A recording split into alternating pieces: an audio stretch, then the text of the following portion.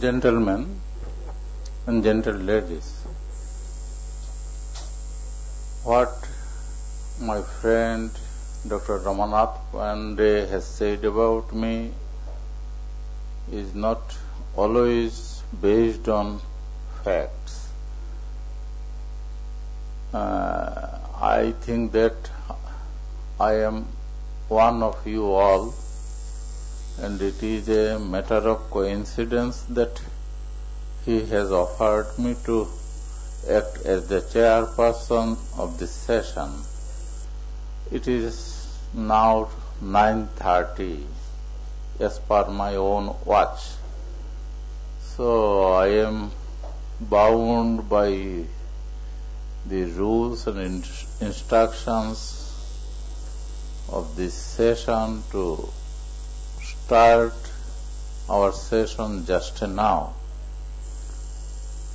I thank you all and seek your cooperation in all respects.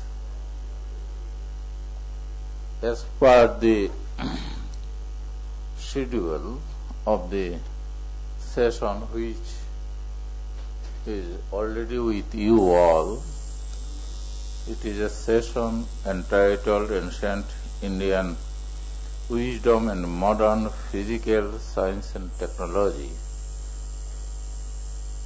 Chairpersons are Dr. Om Prakash Pandey and Dr. Varanasi Rama Brahman.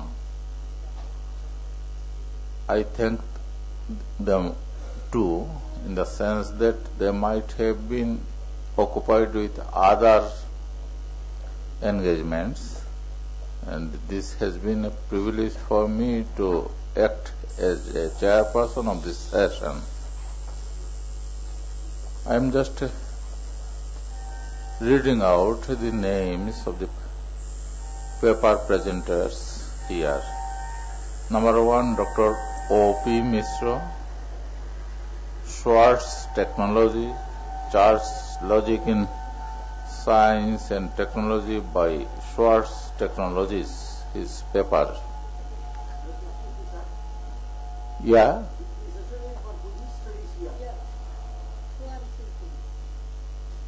In the main Hollywood, just bear with me, I went upstairs and I find that main hall was occupied by other people. I don't know why.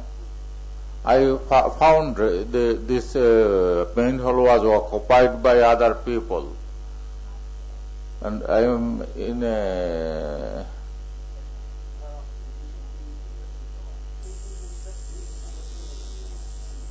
now your main hall is occupied by other people. I have already announced. You don't announce that. I have already announced. We have 2 papers, and this session is the Buddhism wala. Session will be in this room, and other in that room. Okay? There is no confusion now. Now, should we start with this session, Ancient Wisdom and Modern Physical Science and Technology? Bela Bhattacharya, not Bela Bhattacharya, this session. Okay? Bela Bhattacharya, next one, not this one. Okay? Now what? No, Bela Bhattacharya. In this session is in this room. Oh. Buddhist session. Buddhism and modern world. Okay? I have just announced how it got confused. Same page. Because I found your main hall was occupied. Which one? Please show. It's a Bangali boy.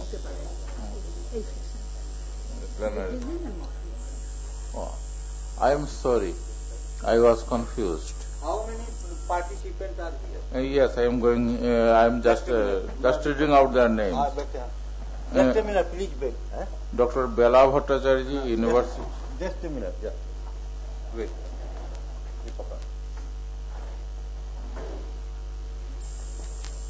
At present, how many participants are present? Please, again I am calling their name. Bela Bhattacharya is present. Venkat Shivasai, 2. And then Rajendra Prasad Shakya, 3. Then Pranshu Samdarshi? No. Then Dr. Satyendra Pandey? No. Then Miss Bharti? No. So at present only 3 participants are here in this session. So, and how anyone is having the PowerPoint presentation?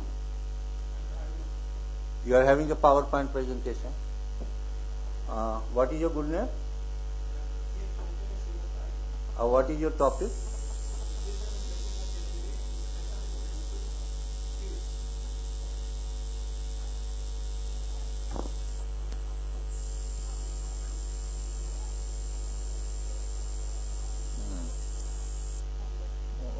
Shall I ask him to present his paper? So, you do one thing. ऐसा करो सबको कैमरे वाले को बोल दो कि जरूरत नहीं है, फिर हम उसी में कर देते हैं क्योंकि संख्या कम है. ठीक है, you start the session.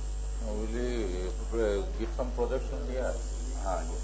Then Because there is no projector in that room. So you start the session and I am following them. Okay. Thank you, Dr. Venkatarav Srivas Sai. There is some problem to give a projection of your things in the screen behind me. They are getting it arranged in a very short time. If you like to present your paper, you may start it, and I request all other members here, all other audience here, members of audience here, to just listen to his presentation and Dr. Shiva Sai.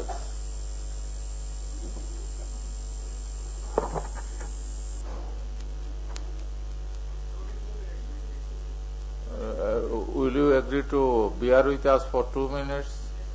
Okay, thank you all.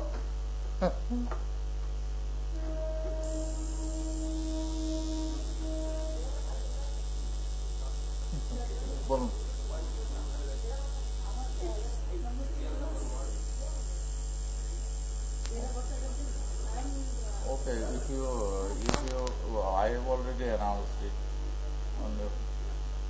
because Dr. Ramanath Pandey has already referred to him for his projection. Yes, I understand. I am sorry I expressed my, but the things here went on in such a way that his name came up.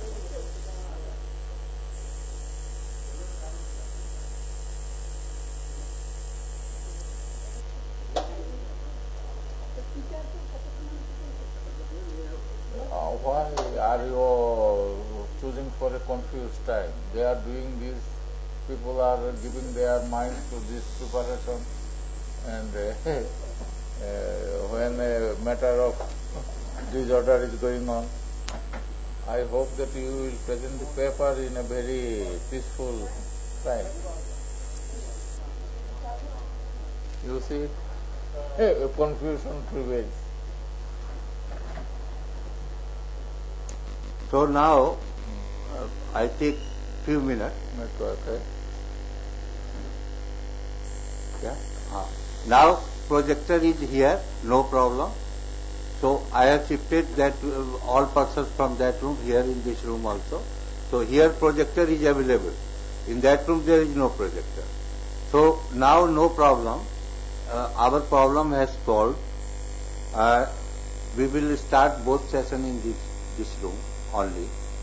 And first of all, first session will go of the participants of this parallel session. What is this one, Buddhism and modern world. Yes, Buddhism and modern world. First we will start this session, and after that we will start the ancient Indian wisdom and modern physical science and technology. So both sessions will be in this.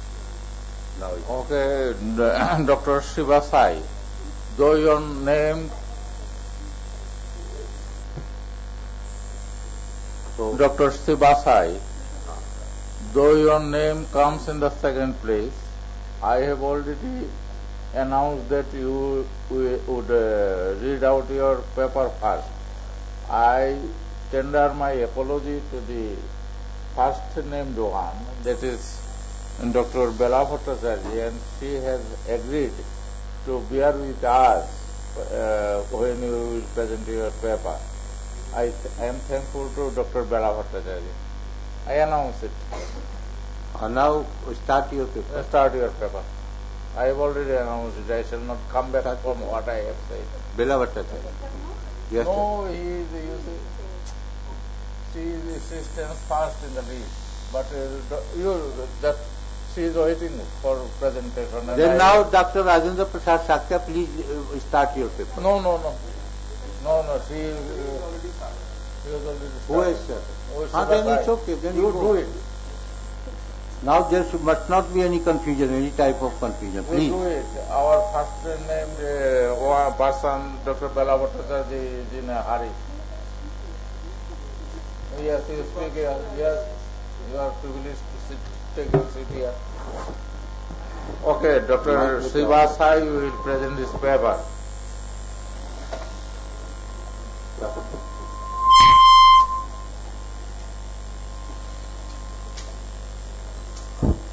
Respected chairperson and dignitaries on the dais and participant, good morning to everyone. Me, Dr. Venkatesh Sivasai, Assistant Professor in School of Buddhist Studies and Civilization, Gautam Buddha University, Greater Noida. My topic is Buddhism in 21st century with special reference to peace. So, my paper is very concise. I would like to discuss an important 3-4 components. What is the peace? Peace is possible, is applicable in 21st century. What Buddha said, 2560 years ago, whether peace is possible or not, first of all. So I would like to take very few. I would like to make some hindrances regarding what are the present dogmas, what are the contemporary relevance of peace, in particularly with special reference to Buddha. So in Buddhism, human beings will having highest level in the development will have completely destroyed. Here I would like to mention 3 important: greed, hatred and delusion. I would like to insert an observation here regarding human relations in regard to religions, human beings, etc. So human beings in the 20th century have created much bad karma. Karma means action. So which is going to an exert influence on humanity of 21st century.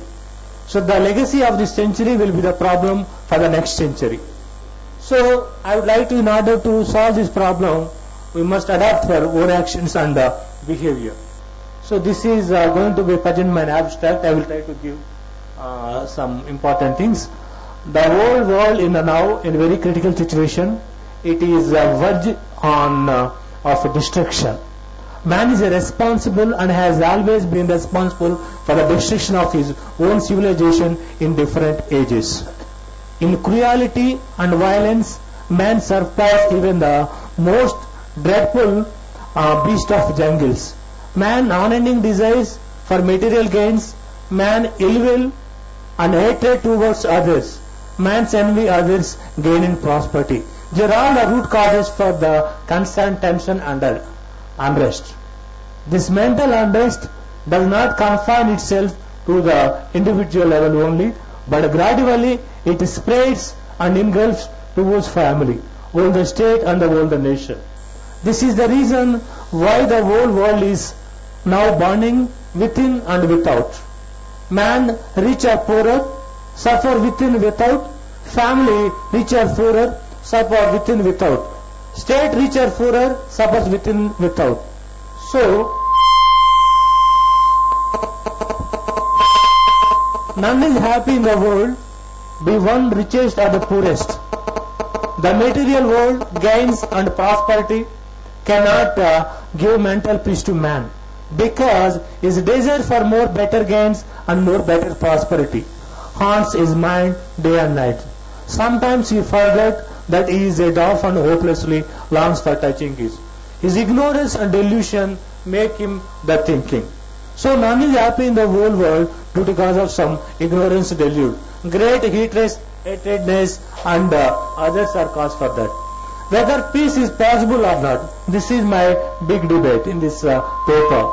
It is not that peace is unattainable, but it is very difficult to peace is possible if the root causes of the unrest, as mentioned above, can be eradicated. These causes are non-ending desires for material gains and prosperity. It is one of the major causes. The second one is ill will and hatred towards others. The third one is ignorance and delusion regarding the realistic of life. If we minutely observe and study, we will find that all the causes have their roots in the mind itself, in the individual mind. So we can realize that our minds are calm, we will have peace within, and thus we can overcome desire, anger, ill will, hatred and greed. So if we have to maintain how to get mental peace. Next. In the earliest period of regarding the history, the Buddha was the first great man who advocated for peace, non-violence and equality. He preached his doctrine to guide the suffering mass in attaining eternal peace, being fully liberated from the worldly suffering due to the innumerable series of birth and deaths. He did not concern much for peace in the physical level, rather the concern for the mental peace within, which is vital in leading peaceful life in his world. In attaining peaceful life, hereafter, finally he attained eternal peace in Nirvana. He was gave a great path how to get Nirvana. Nirvana is one of the ultimate aids for all human beings. Next.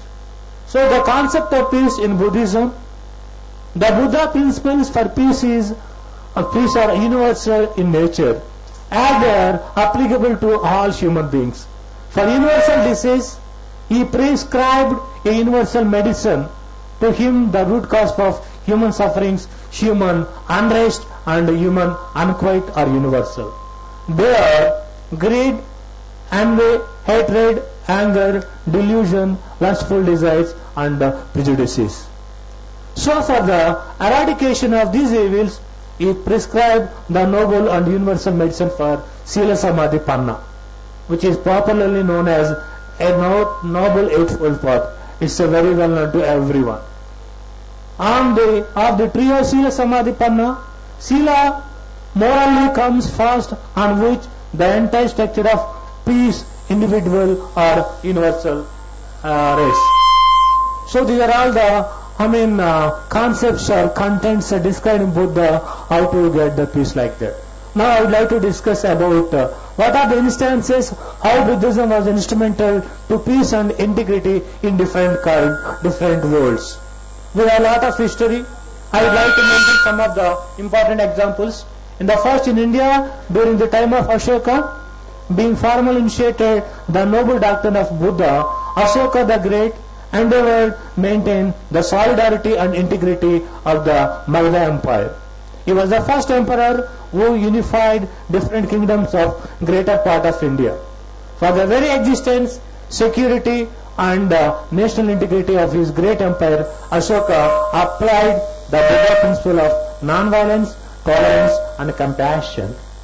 Through his rock edicts, minor rock edicts and pillar edicts, Ashoka gave a lot of sermon to his subjects for the substance. He had a lot of contribution for the development of his time, how to get the peace, violence, non-violence, compassion, etc., etc. This is one of the example. Next, in the Tibet, during the time of King Skanpo, it was during the King Skanpo, the 7th century AD, the Tibet first saw the light of all civilization and became developed and prosperous in all respect. The king was converted to Buddhism by his two Buddhist wives, one Chinese and other Nepalese.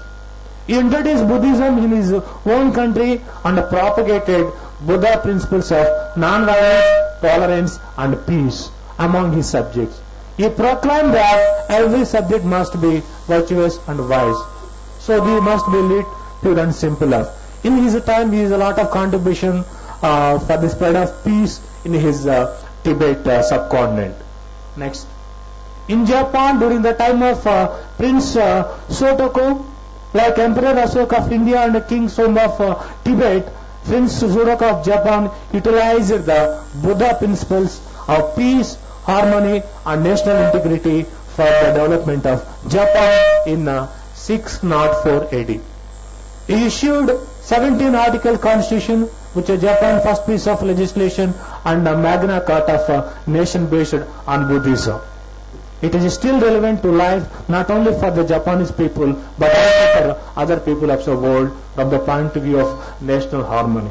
So he did a lot of contribution for the spread of Buddhism in Japan country. Next. Now I would like to discuss some hindrances to world peace in the present age. We are finding a lot of hindrances in the present age. Number one is bigotry, religious and racial bigotry hindrance to peace. What is a bigotry? This is an attachment of disproportionate right to someone, creed or view, irrespective of reason. This is born out of ignorance and prejudice. No human being is born a bigot, but his environment and lack of proper education makes him a bigot. This is the universal truth. Bigotry can be eradicated only by proper education and inter-religious dialogue. So we can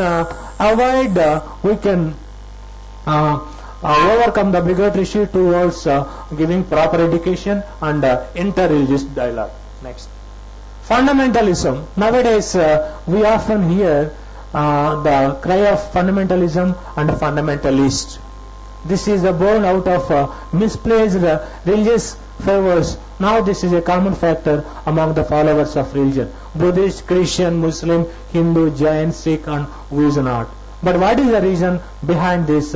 Because of all deviated from the original teaching of their founder master. Yes, sir. Okay, sir. I will come to... Sure. Yes. I would like to only 2 or 3 minutes. We seldom study to make that there in the question of practicing of teaching. So religious fundamental is one of the dogmas for the hindrance towards the peace. So we try to overcome all the religions are equal, some sort of version of this religious fundamental something. Next, other dogmas. There are the dogmas which are prevalent different in birth, trinity, monotheism, relation. There are all the judgments we have to take in from this. We would like to overcome all these dogmas to get how to attain the peace through some sort of giving the path of Buddha. Next, world politics based on selfish desires. We know very well about religion and politics now are intermingled. Sometimes political leaders also use religion for the best weapon to fulfill their selfish desires. Especially in India, some democratic countries also, religion and politics both are going to intermingle. The politicians are using the religion, their political selfish desires. So we'd like to overcome that for getting the universal peaceful harmony. Next, individual desires and greed. I'm sorry, the final I would like to come to 2-sentence conclusion. So the concept of means and peace, the individual level as well as the universal level, as found in the teachings of Buddha, it applicable to even today. So the way of Buddha is the way of life. We can overcome all the the greed, the delusion, hatred towards others. We'll try to make some sort of noble principles like present religious affiliation, some sort of preach the Buddha, his teachings and principles were practically in day-to-day life. Buddhism gave a lot of contribution, how to get peace, non-violence, etc., compassion, karma, etc. Dr. Shivasai's presentation is over. I thank him profusely. My audience, my respected audience, he has presented his paper. If you have queries or questions in your mind, you feel free. Please feel free to ask your question to him. You have presented about the peace, Buddhism in 21st century. Is in 21st century Buddhism contributing for peace? Are Buddhist principles applicable in 21st century for peace? Number one. It is a methodological problem. And secondly, you did not distinguish the concept of peace clearly. Because in Upanishads also the concept of peace has been told, and subsequently in the Buddhist logic peace has been identified in different ways. And what method you want to follow? I want to know that. Now it's a very good questions for me. First one, the Buddhist principles are applied in even the 21st century. First thing.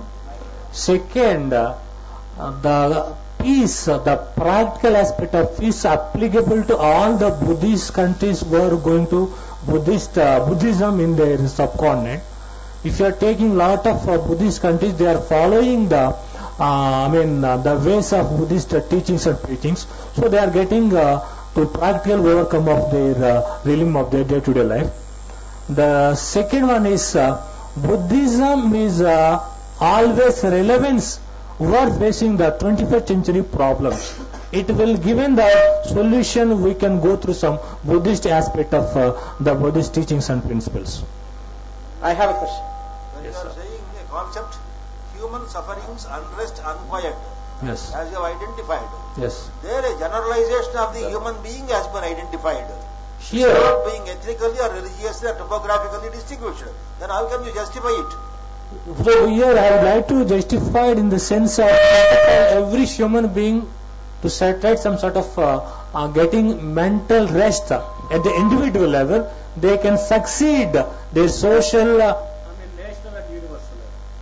So this should be applicable to all the human beings. So even educated, non-educated, whatever it may be. First of all, you have to set right our mind peace. Okay. I have a question.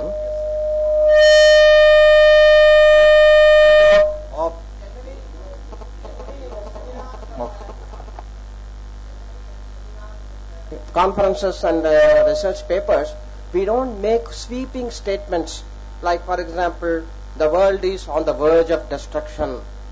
None is happy in the world. Ashoka was the greatest king, or Buddha was the first man who advocated peace. We can say one of the first men like that. We never make any sweeping general statements like this. So we have to be a little cautious in our state. The idea is correct, but the way of presentation a little more, modification is needed. And also there are certain serious grammatical errors and spelling mistakes in the very first, in the title it's reference, spelling is wrong. E is missing. So some of these must have to be carefully attended to while presenting papers. This is my humble suggestion. Thank you.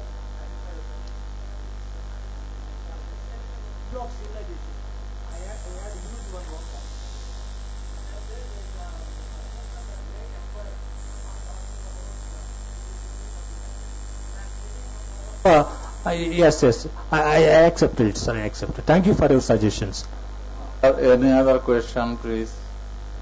Then Now I request what every participant, the time limit is 15 minutes to each their speech and 5 minutes for the discussion. So they have 20 minutes.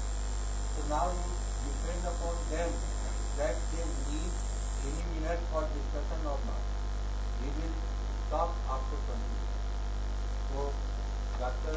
Siva's paper was very nice. There is no doubt. And he explained how Buddhism can help in 20th century on the basis of the teaching of the Lord. So only one thing I will add. Whatever Buddha taught in each word, Buddha Vachan, that is the leader which is decided. That is the separate thing. And regarding the Ashoka's teaching or Ashoka's whatever he said, with Buddha's teaching, that is the difference. So, most important thing is the place of the Lord Buddha's Varmayan was for the individual benefit, because he thought that individual salvation is the most important. But when we come in Mahayana, in the later literature, we find the general concept for the Bahujan Hitaya, Bahujan Sukhaya, although it was the word of the Paritipita, but it was applicable in the later period, not in the time of the Buddha, because Buddha gave stress on the individual salvation. But in Mahayana concept, what was that? If I will not go into hell, then who else will serve the people? Those are crying there. So I don't want salvation, I don't want nirvana, I have to serve to the people. Those are suffering in this world or in that world. In that world means the narak, not heaven. That in narak. Those are crying people. So this is the concept. So now the next participant is the Bela Bhattacharya. He will speak, please. Can I make a few comments on this point? Yes, sir. See, later on, Shankaracharya, in his Gita Bhashya, right in the beginning, the first sentence, Dharmo dvividhaha, pravritti lakshano dharmaha, nivritti lakshano dharmaha. So what you said, individual salvation is nivritti lakshano dharmaha, whereas social level is pravritti lakshano dharma. Both common, dharma is common. It is only two categories which Adi Shankaracharya has defined in the very first sentence of Gita Bhashya. Shankaracharya, just 1 minute. There's the question of the debate. This is the matter of the debate, long debate. I know Shankaracharya literature also very well, and I know Buddhist scripture also there. There is the difference. Dharma word is in the Shankaracharya concept is not the same thing as Buddha described. Suppose that savyapara pratittatvat pramanam lakshanam. So in the Buddha's concept, dharma means not only related to the worldly, this karmakand and all these things, but in regard of the Shankaracharya, the dharma means the karmakanda is also there and performance is also there.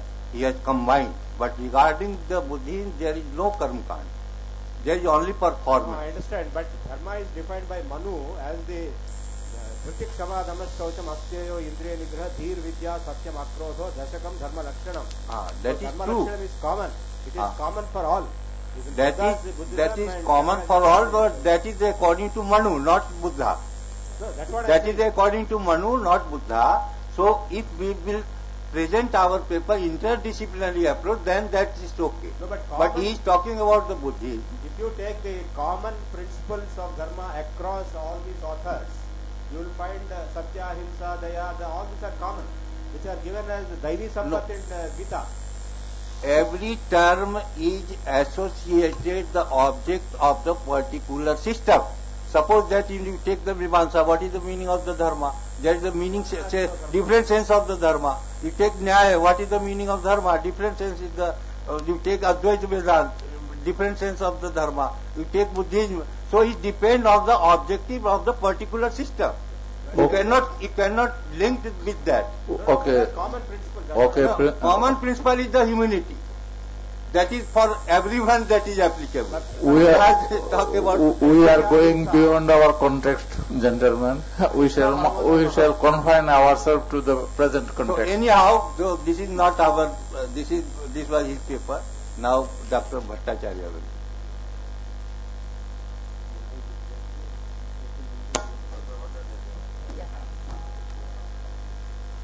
Buddhang saranang gacchami, dhammang saranang gacchami, sanghang saranang gacchami. Good morning, respected chairperson, participants, ladies and gentlemen. Today is the second day of the first international conference on Indian Society for Indic Studies, organized by Dr. Paramamitra Shastri Education and Charitable Trust. I am grateful enough to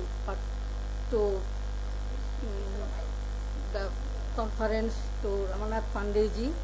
My topic is social relevance and ethics of Buddhism.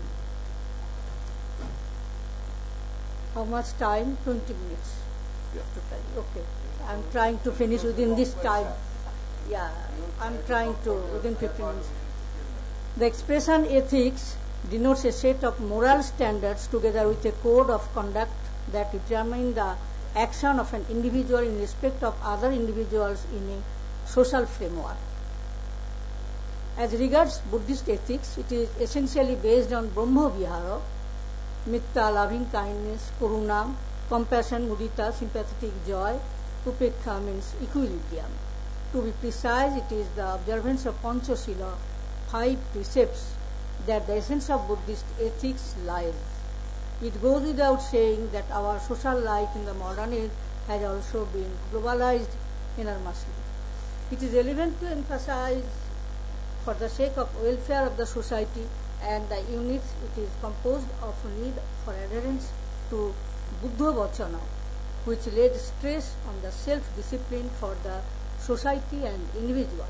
In this connection, the very important directions are contained in Buddha's 4 Noble Truths and Noble Eightfold Path.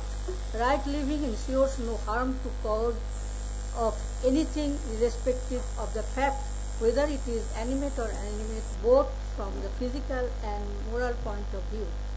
That is why, according to Buddha Vachana, there is no room for making compromise with activities that spell doom to the individuals and society. All kinds of life, inclusive of the plant world also. It cannot be disputed that Buddhist philosophy is founded on non-violence, renunciation, morality, and self-control. The urge to do something good for others is a great virtue in human life. The spirit of renunciation emanates from the benevolent nature in man. Buddha on numerous occasions enjoined on his followers to follow the path of Metta and Karuna. It is undeniable that the striving for building a good moral character, the silas plays a very significant role. The yardstick for evaluating the advancement of human civilization or the human society lies in observing silas faithfully and earnestly. That is why, if this essential virtue is lacking in man, he becomes undeserving. The unfailing solution of the eternal human problems is celebrated in the path leading to the cessation of suffering. The noble course steadily awakens the human mind to the highest stage of existence. The Noble 8 practices enshrine the 8 Noble-fold path, right view, right thought, right speech, right action, right view, effort, and mindfulness and concentration. Right view guides 7 other paths. Right view enables a man to get right thoughts. When thoughts are clear, man's speeches and actions follow suit and become proper. This ability leads to right mindfulness. Right thought is associated with renunciation, absence of ill will, and absence of cruelty. Right speech is governed by right thought. It goes without saying that if the thoughts are right, speeches will also be right. Right speech means refraining from speaking falsehood, malicious words, harsh and frivolous talk. One has to abide by the basic principles to purify one's mind through the 5 precepts. Refraining from killing anything that breathes. Panati Pata Beramani, I am not going to the Pali. Refraining from making anything what is not given. Refraining from sexual misconduct. Refraining from speaking false. Refraining from the intoxication. Right action is refraining from killing, stealing, misconduct. Conduct plays the role of character builder. A good conduct is the product of self-exertion. Doctrine of karma is again a very important aspect of Buddhism. Right livelihood means the refraining from earning livelihood through improper means. Then the right effort means the endeavor to do away with the prevalent unhealthy and unwholesome thoughts, to refuse to be polluted by evil thoughts, and to sustain the good thoughts. Right mind and right concentration are the mental exercise for man's inner development. Lord Buddha expressed his moral teachings throughout the Dhammapada. We see in the Puppavagga not the unworthy actions of others, not their sinful deeds of commission or omission, but one's own deeds of commission and omission should one regard. Na paresham vilomani, na paresham katakatang, attuneva bhakhya, katani akatani cha. Again we see in the Jamakavagga, in the Dhammapada, not at any time are enmities appeased here through enmity, but they are appeased through non-enmity. This is the eternal law. Nahi berani berani to sambandhita kudachanan esho dhamma sanantana. This is the eternal law. Buddha is a psychotherapist, social reformer. Buddha's ethical codes are abound in the Vinaya Pitaka and also in the Sutta Pitaka, Vidhamma Pitaka. The Vinaya Pitaka deals with the rules and regulation of the daily life of monks and nuns. These Buddhist ethics are very essential in our society for peace and harmony. Buddha came for the benefit of mankind. Buddhist ethics are essentially based on Brahma Vihara sublime states. Conflicts are the result of unhappiness, creating manifold tensions emanating from strife, legacies, hunger, poverty. These evil thoughts cannot be destroyed with weapons of the were. These have to be eradicated by practicing Brahma Vihara. Then peace, which opposes conflict and tension, can fully exist in society and all living beings can then be happy. The four sublime states are Metta, Karuna, Mudita and Upekkha. Loving kindness is the will for the welfare and happiness of all beings. Additionally, compassion or pity, Karuna, means emotion of the heart conducive to the removal of the pain or suffering of others. Sympathetic joy, Mudita, remedies jealousy and exhilaration. It endeavors happy acquaintance in other welfare and progress. When one appreciates others' joy, then he needs sympathetic joy. Mental equilibrium is neither attachment nor aversion. It is perfect equanimity. Metta is the real link with the heart, uniting us in true companionship. With the help of Metta, one can proceed to Karuna to influence friends and foes.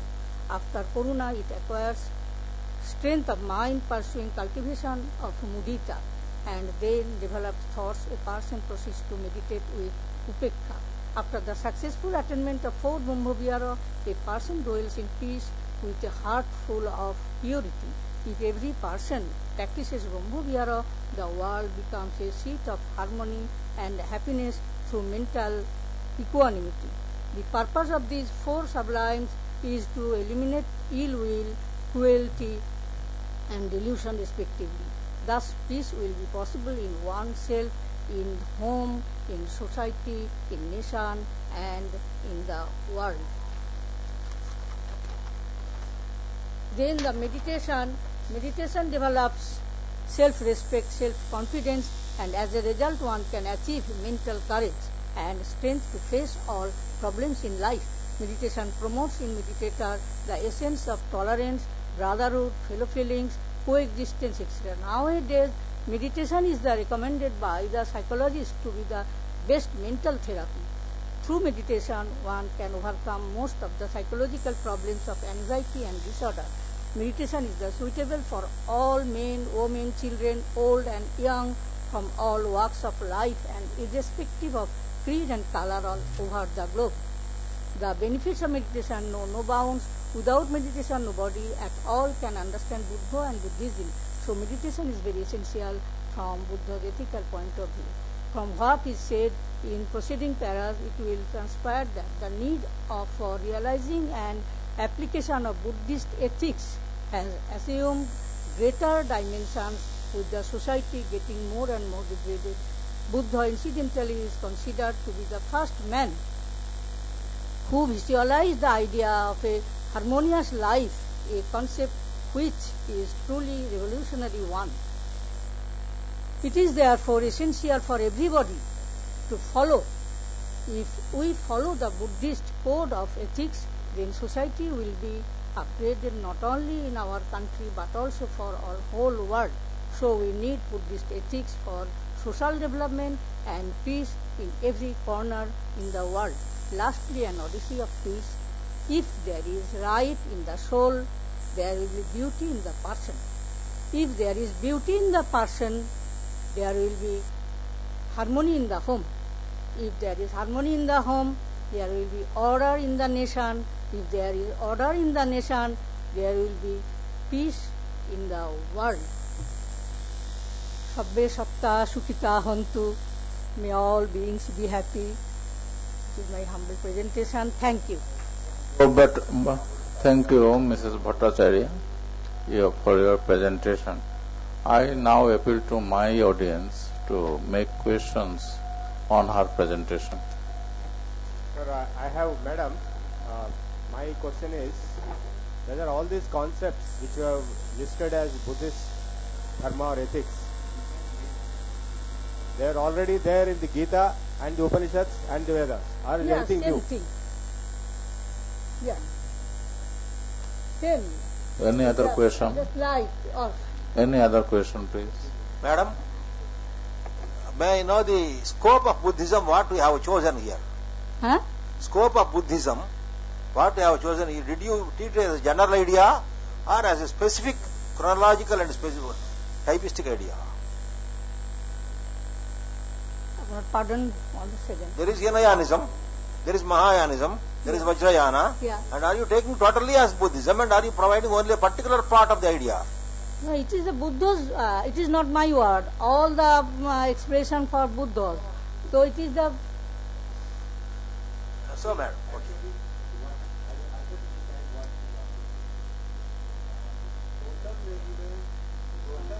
in our modern society, what is the essential? If we follow Buddha's teachings, if we follow the Four Noble Truths, Arthangik Magga, that means the right speech, right action, right thought, right livelihood, if we follow all the things, then there is no any problems. Just she wanted to I want to precise her speech. What she want to say. At present in the society, there are so many problems regarding the climate changes, global warming, terrorism, and all these things. When we take the Buddha's teaching, Yeah. like metta, she told metta, Maitri Bhav, friendly. Friendliness. So there are Shad Parmita, and in early Buddhism we find 10 Parmita, thus 10 perfection.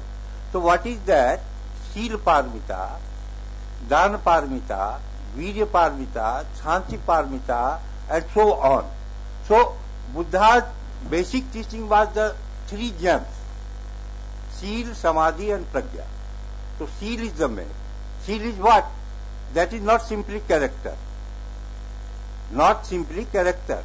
Shil includes behavior, character, and suppose that in the present age of the globalization, we are being a human resource manager. When we talk about in our company, if our behavior with our colleagues, with our customer, with our groups, with our partner, then what will happen? Our company will flourish. Better will be best, good will be better. So this is the relevance of the Buddhist Shil to the present age. And what is the donation? Donation is not only Dan is not only donation, giving the money. If you are giving to charity to anyone, what is the concept of the Buddha? I am ready to, for the Bodhisattva, he says that I am ready to give all entire possession, not only a physical possession, but even the spiritual possession. We do not find this concept in Hindu religion. I am telling you, I am being a Sanskrit literature student. I am certainly I am ready to give my organs for transplantation. I can give my kidney and all these things. This indicates the Dana Paramita. He is ready to give all his spiritual gain which he has gained from long period. He doesn't want to punya, he doesn't want to swarga, he doesn't want to nirvana. He is ready to serve the society. This is the teaching of the Buddha. Good morning, madam. You referring to Buddha as a psychotherapist, Yeah. and you said that there are many psychological problems in society those days, and meditation is the only way to come out from these problems. Has Buddha specified any certain methodology to meditate? Methodology. Yes. In meditation is not the expression in here, is the place of here. But when it is so long, vast, samatha and vipassana. Samatha is the only the calmness of the body, and vipassana is the insight meditation. So it is not in one word in the seminar. You cannot. Because there is a Sthiram Sukham Asana according to Yoga Shastra. Vipassana is Buddha's own development. Yes, it is the Buddha's insight meditation. It is Buddha's development. So you cannot tell in one word in the seminar. Samadhi is the practical, Practical. and vipassana is the theoretical. You can say in that way. So even today, Samadhi and Vipassana- vipassana both are. Vipassana means the dhyana, jhana. That means insight meditation. The insight, it is in your inner development. In other We sense, cannot express in words. It is inner. And samatha is the calm and quiet, tranquility. It is the samatha, santa. Sir, what way it is different from the yoga system? That's the question. Okay, I don't know yoga. It's not difficult. I teach I tell you, Buddhism. yoga system and between the vipassana is the basic difference is that yoga also give give on the mental stress and physical stress both, and vipassana also. But in vipassana only the result is there, not the practical application. Vipassana is only, suppose that Buddha was the vipassi. Vipassi means what? He was capable to see the future. And the samadhi is the equivalent to the yoga, we can say. This is the basic difference. Samadhi is the equivalent to the prajna, yoga, but not vipassana. Vipassana is the unique one, which has been given by the Buddha. Vipassana is a kind word basically. Vidvan Vipasthit Pandita is the Amarkosha says. Vipasthit is Pandita basically. Panda Jnane. Whenever who is knowledge, he is called Pandita. So that is a kind word basically. Vipassana. But the Vipassana technique Vipassana, B means vishesh, specially. And pasha means to see. The to see specially. Madam, there is a It is the technique. insight meditation. There is a practical technique called vipassana Yeah. coming in the Buddhist tradition. Buddhist. It is being taught in ashramas, in so monasteries. that is not vipassana. That is not vipassana. That is the practical. That is only. That is not vipassana. That's why I am telling you. This is a misconception. Vipassana is the insight You meditation. read Abhidharma Dhammasango, Aniruddha, you will find the two chapters, that the samadhi is the different and vipassana is Vipassana the another. different. So that is Samatha a and misconception, and this is created by the Vipassana Research Center. I am telling you, this is a fact. But Vipassana is the excellent. That is the result. If you have done, you can do anything. Like the we cannot compare with Shankaracharya or any other thing. Buddha is Buddha. Buddha is the Brahma. We can compare with the Brahma, but not Shankaracharya or any human being. But Buddha doesn't believe in Brahman. That is Yeah. true. But Buddha believes in the Brahman. Samatha- Buddha Brahma Vihar. Brahma Vihar, what is the meaning of Brahma Vihar? Buddha is known to be an atheist. Acha, what is the... Acha, Brahma Vihar. Yeah. just one second, because we don't have time. Only 1 second. What is the meaning of the Nirvana and Moksha? Moksha means nivritti of all dukkhas. Isn't it? Either you take Buddhism, Jainism, or Shankar philosophy, Advaita Vedanta. Nivritti means what? Nivritti means Extinction all of desires. removal of suffering. Whether either it is the worldly or spiritual. And Dr. अगर कोई Ramnath गरीब ji, को दुख- Dr. Ramnath ji, Yeah. Nivritti includes karma also according to Advaita. So we cannot eradicate, rule out karma from the Nivritti. नहीं, in that sense, नहीं, I am talking regarding the nirvana in the context of the nivritti. In the nivritti, in that sense, that is related to the nivritti of the karma kand. No, in yoga. That is true. Sir, in But what, when we talk of the absolute objective, what is the absolute objective? Removal of the suffering. Either it is from the worldly suffering or spiritual suffering. So goal is one. If all are happy in this world, there is no need of any action, any performance, either in this world, in worldly, or for the gaining to the Brahma or attaining the knowledge for anything, because we have already received the goal. All this So is there in the whatever- Gita also. In the Gita also, Nirvana has been elaborated. Nirvana is what they have compared with the Sunya. Just a minute. What is the In Gita, Nirvana has been referred to. Whatever concept Buddha taught, nothing is new. It is already there in the Gita and Upanishads. Whether she has agreed for Yes, that I know. That I agree with the Upanishad, but not with Gita. You see, Because why not? Just listen to me. Because the Gita has written after the Buddha, not before that. no proof for And this that statement. There and no- that is no the proof. that if I will- That's a and- very fair, very dangerous. and this is the question of the debate, Sir, and I sir, know that sir, all one of you comment. will not Yes, agree. According to Purana, there are 22 Buddhas. This Buddha is 22nd or what is his position?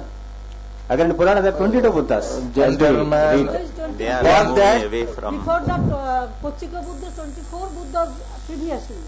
And that Buddha Achha, so elected was time does third not Buddha. allow. Actually, what is the problem? Gentlemen, This is our the time is running out. time is running out. I appreciate that Dr. Bela Bhattacharya's presentation not only invited questions, it has created an atmosphere of interest. Yeah. So her presentation is worth recognition, is worth appreciation. I thank her from the core of my heart. Now on to the next speaker, next presenter of paper. He is, yes, Doctor. Next presenter is the Rajendra Shakya. Yeah. He will speak on the Buddha's teaching contribution to the modern world. Respected chairperson and all respected member of the House. And you just use your microphone. Respected chairperson and all respected member of the House, good morning to everybody. My topic is the Buddha's teaching contribution to modern world. The Buddha is a flower of humanity. Buddha emphasizes the philosophy of Bahujan Hitaya, Bahujan Sukhaya, which means for the benefit of many and for the happiness of many. Each individual has to bring about change in his personality for the betterment of society. Every individual has an importance in the society. Every individual holds an important place in the society, and for the society to become peaceful, every individual has a role to play. The establishment of peace in every country and consequently in the world can be possible only if every society of every country follow the faith of peace professed by the Buddhas. Buddhas teaching the Dhamma, the qualities of the faith given by the Buddhas are the teaching invite you to come and see for yourself, experience the truth yourself. The faith of stride, every step taken on it take one near and near to find goal of liberation or nirvana from all miseries. It is for every person sensible, for rational person, for every community to experience the truth within oneself by oneself.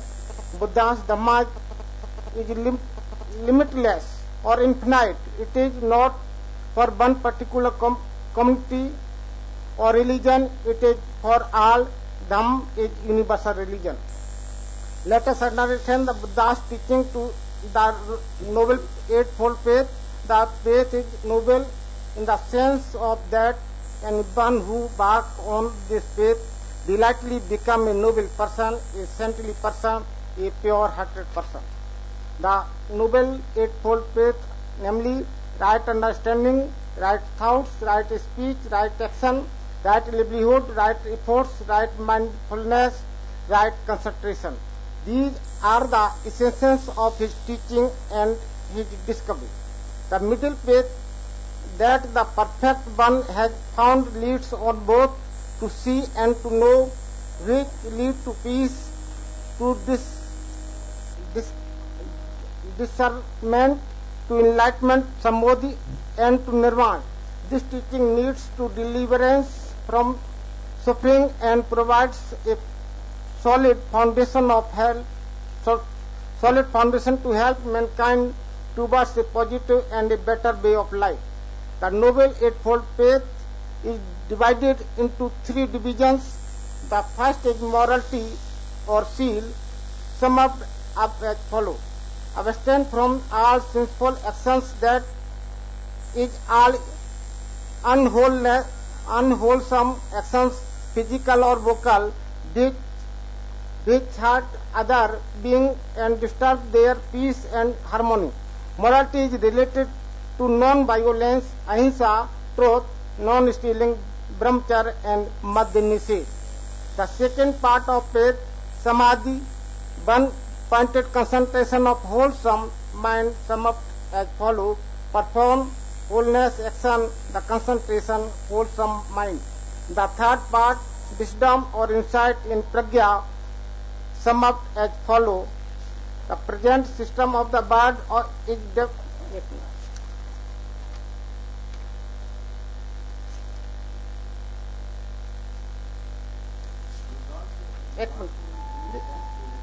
with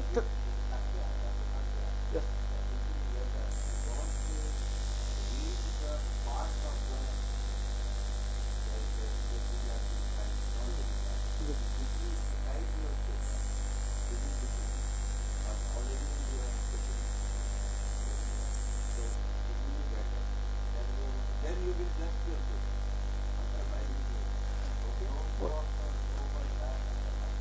Okay.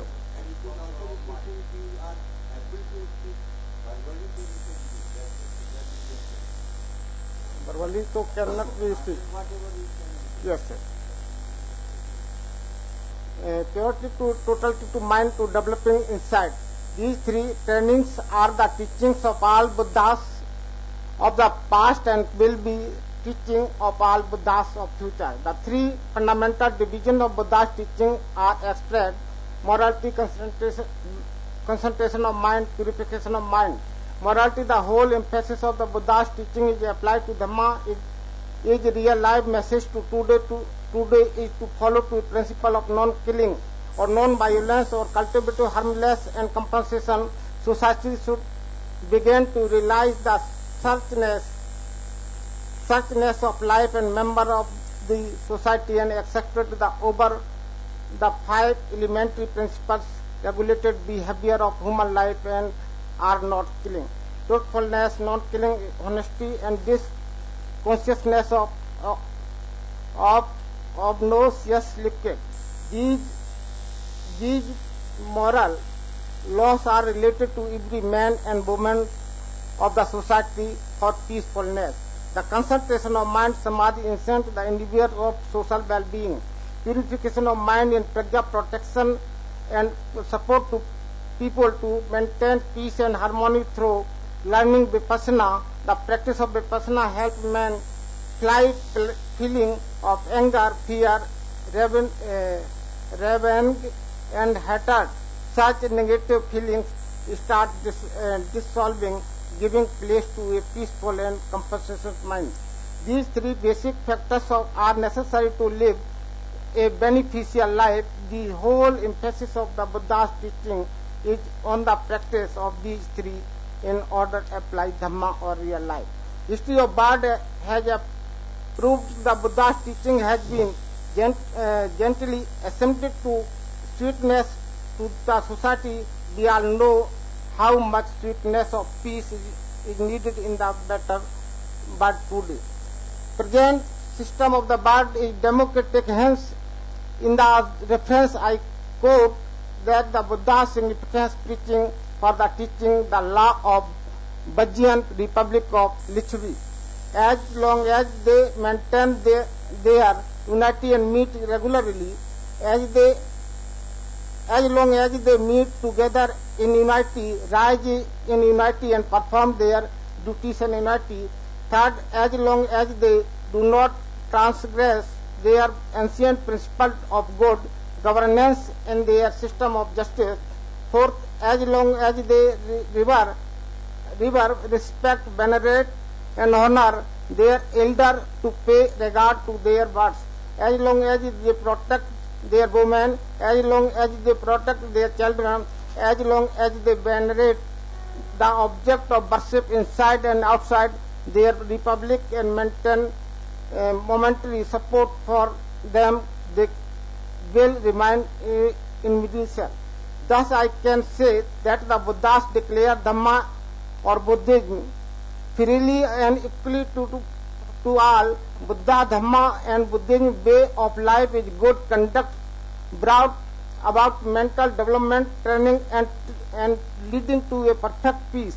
Simplicity is the basis of his teaching, and obedience, cooperation, unity, honesty, social service, good manner and kindness are tried accepted of one and all. These virtues are the faith that lead to social welfare and world peace. The philosophy of Buddha's Dhamma's teaching are may all being be happy, may all being be peaceful, may all being be liberate, nirvana, love for all lives. Thank you. Thank you. This is the time that you have concluded. I will now request my audience to put question before him.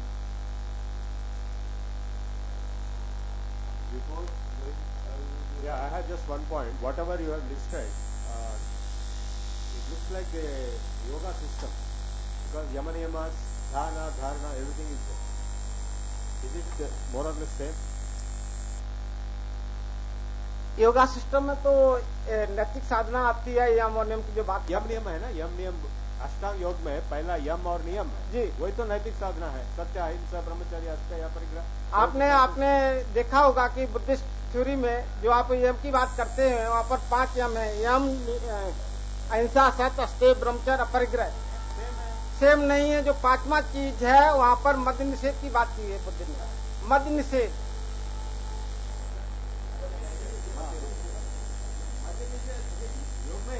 नहीं कहा कि मत ले लो,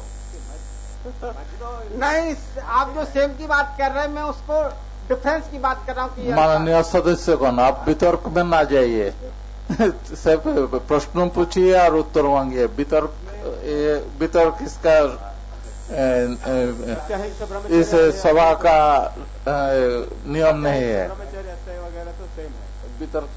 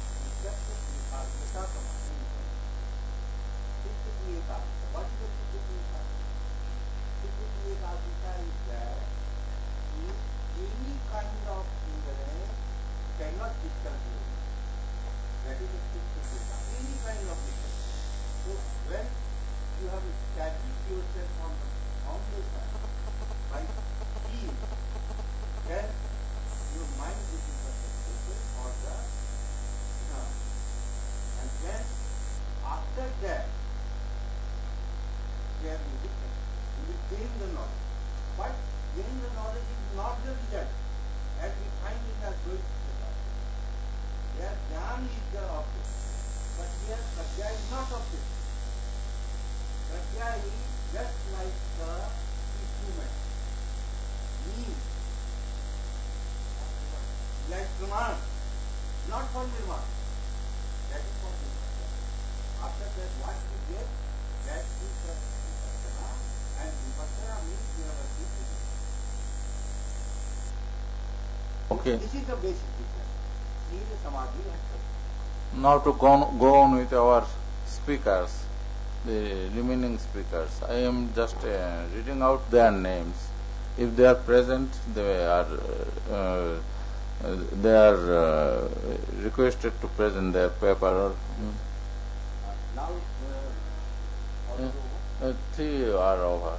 yeah, Three. now We have three. Yes, now Professor Jyotisha will give his comment in 1 minute, and then this session will be over. Then next session of the parallel session which are going to be that will be started. So I am asked to give my comments in 1 minute. Now you see, now you feel how constrained I am with my task to give my feelings in 1 minute. Anyway, I feel that I have heard, I have paid my great attention to all the speakers here, but a question arises in my mind. Our land does not have the dearth of preachers, but in spite of a great tradition of preachers of peace, preachers of noble ideas, why do we suffer? In my mind, a solution also works, or not a solution, an answer also comes up. Our preachers depended much upon their words. Words are not workable throughout ages. Words get faded. Words are meaningless by the roll of time. So I shall appeal to my audience here, if it is possible, if they try on the words of our noble preachers, if they can find out any practicable way of penance or practicable way of doing something by which we can overcome our sufferings. Thank you all. His introduction, yourself. Your introduction. I am Associate Professor in Physics from Pondicherry. I work in the Government PG Center there. I am MSc Physics and Doctorate in Life Sciences. I am now teaching physics at the postgraduate level. I am proficient in Telugu, English, Hindi, and of course I have learnt Sanskrit, German and French also. I am trying to translate the Upanishadic insight into the modern scientific terms and also to contribute to the cognitive science. And from all Indian spiritual and philosophical texts.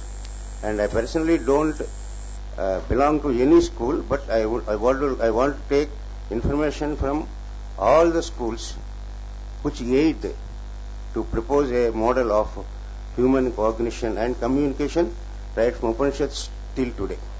Thank you. Now, I confirm that how many participants are present for this session. Dr. Abhinit Kumar Srivastav is here. Then Brihaspati Bhattacharya. Then Uttara Nerurkar.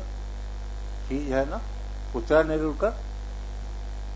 She was here, no? Backside, na? Uttara Nerurkar.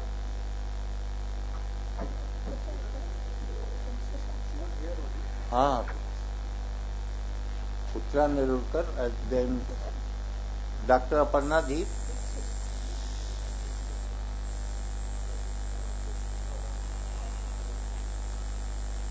Uttara Nerurkar, called Uttara Nerurkar, and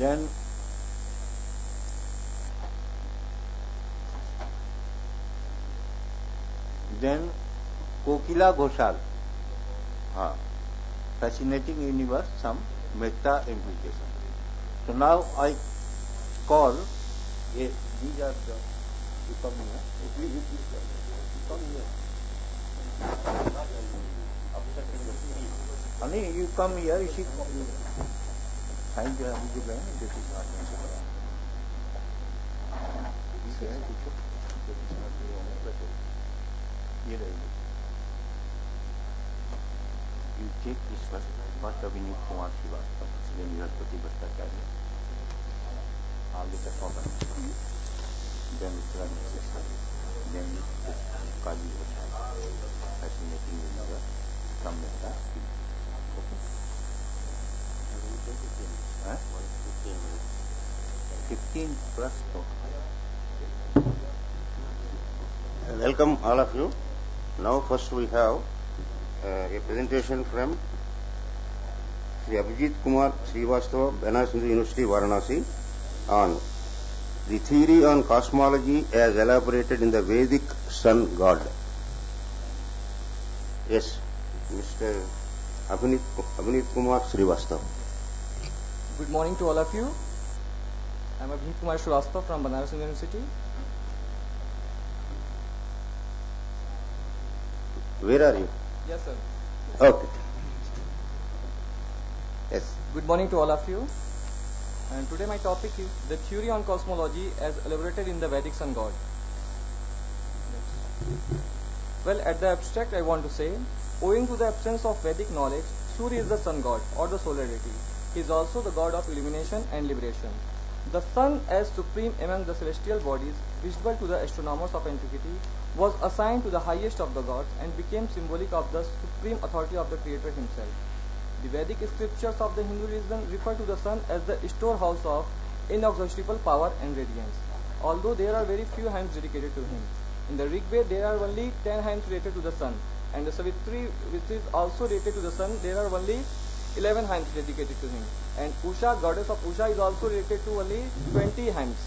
So we can say there are only few hymns related to the sun. Next. Medieval periods considered the sun as moving and the earth as static. The sun is mainly referred in the Vedas as the source of light, knowledge, fire, heat energy, 7 colors of light, killer of harmful diseases affecting plants, human beings, animals, etc.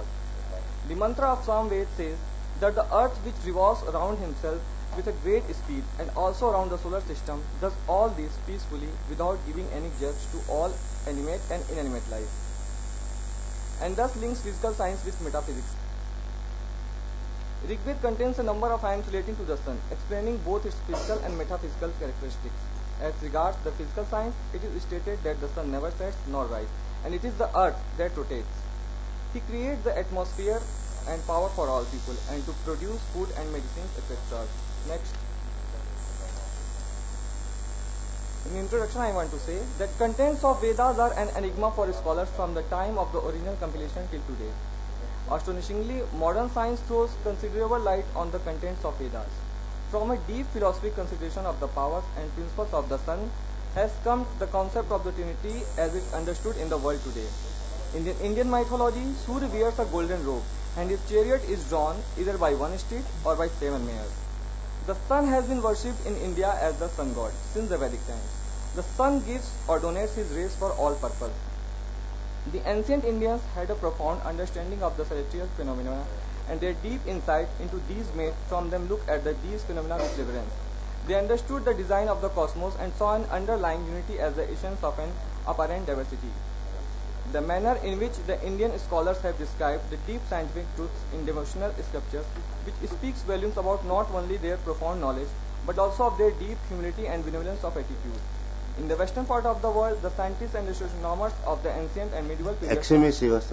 Please, just not reading any salient points, can you tell me, in the sense that, anyway, people can read from this. If continuously only reading or you want to make, say something. Okay. Next. Okay. Okay. The scientists modified their finding during only the 15th and 16th century when Copernicus put forward a novel theory and that planets, including the Earth, revolve around himself. Copernicus proposed that the Sun was the center of the solar system, not the Earth, and such a model is called as a heliocentric system. And Galileo was the first astronomer who used a telescope to know about the heavens, and his help to the heliocentric system to be correct. And the Indian astronomer Aryabhat Bhatt, independently with the help of material instruments in his laboratory, confirmed like a true scientist that the earth revolves around the sun and confirmed the scientific truth mentioned in Rig and Samved. Incidentally, cosmology is a major science in Vedas, and astrology independently is now mentioned as a part of physical science. Next. In the cosmological code hidden in Rig Veda, solar year was calculated as 364.24 days. This figure is very close to 365 days with adjustment of 1 day. That is called leap year. Considering that time was not calculated in hours, minutes and seconds as at present, the accuracy of calculation by Vedic seers assumed greater importance. The hidden code in the Vedas leading to above calculation has been worked out by the two computer experts. The first is Dr. Subhash Kak and the second is David Crowley. Rig Veda mentions that all calculations in mathematics are made, that is duration of the year, month, day and 4 cosmic periods based on sun. Next. Formless being of light Usha Devi is described as the brilliant daughter of the glorious Surya. She represents dawn and time in Prakriti. Even the calculation of Pralaya and Srishti of the universe are based on dawn and also the sun, after taking into consideration the gravitational effect of the entire solar system. There is a mantra in Rig Veda which refers to the 10 directions based on the rays of sun, with 4 main directions, that is east, west, north and south, and also we know that Ishan, Nairatya, Agneya, Vayavya and up and down. So Dashemam Tastu Renantam Garva Matandra so Yuvato Mritam. It is the sun which upholds the earth, which rotates very fast all the time owing to the sun's gravitational force, and it makes the earth stable. The mantra of Rig Veda says the same. Sadharyat Prithvim Prapathacha. Savitri is the alter ego of the sun that controls and provides energy to the earth by itself remaining stationary. Next. Position of the sun in the universe. The sun is a huge ball of incandescent plasma at the center of our solar system. It accounts for more than 9.86% of the mass of the solar system.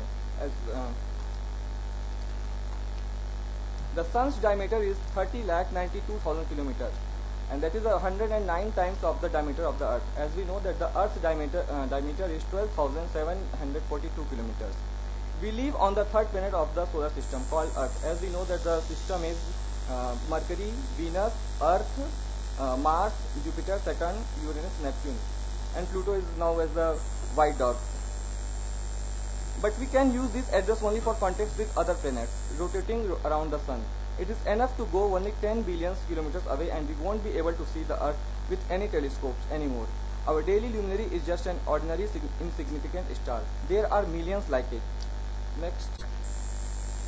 The name galaxy originates from the Greek word gala, that means milk. We see the Milky Way as the greyish lights on the sky, but with the help of telescopes, the lights turn into numerous separate stars, which taken together from the galaxy. The main data about the galaxy themselves speak about this gigantic sky island, to which belongs our sun as well.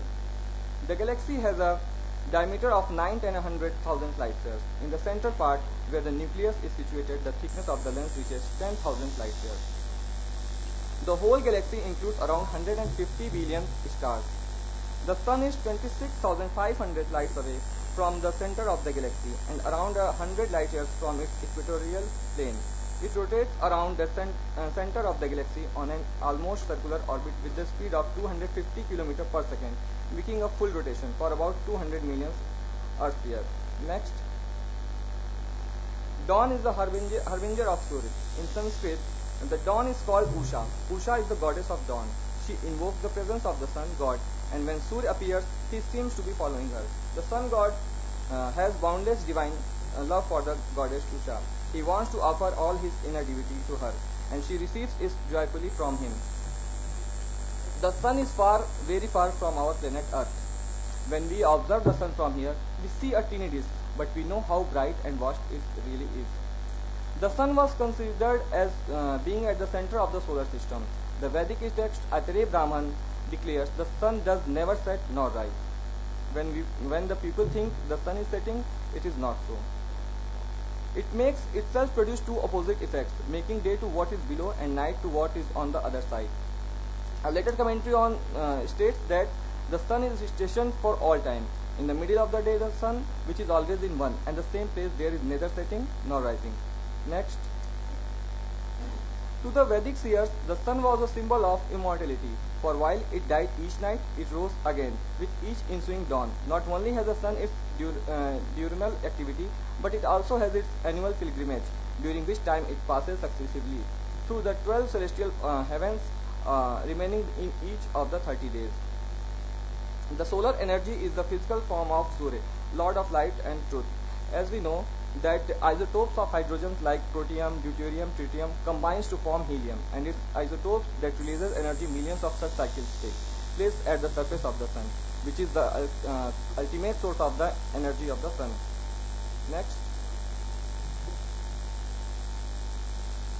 Next, sun as a base of all living creatures. The food is the only support of the animals, humans and creatures' life. The total world is maintained by the light and the food. We can see many different works carried out by the heat. The food that we eat is not dead material, otherwise it cannot give us energy. From where do we get energy? From the food that we eat. From where do we get the food? From the earth. If energy is to come from food, naturally the source of it must be full of energy. The earth cannot be inanimate. It is not inorganic. There is something organic and living, meaningful and significant in it. And even many millions of years ago, the earth had been declared to be a part of the solar constitution.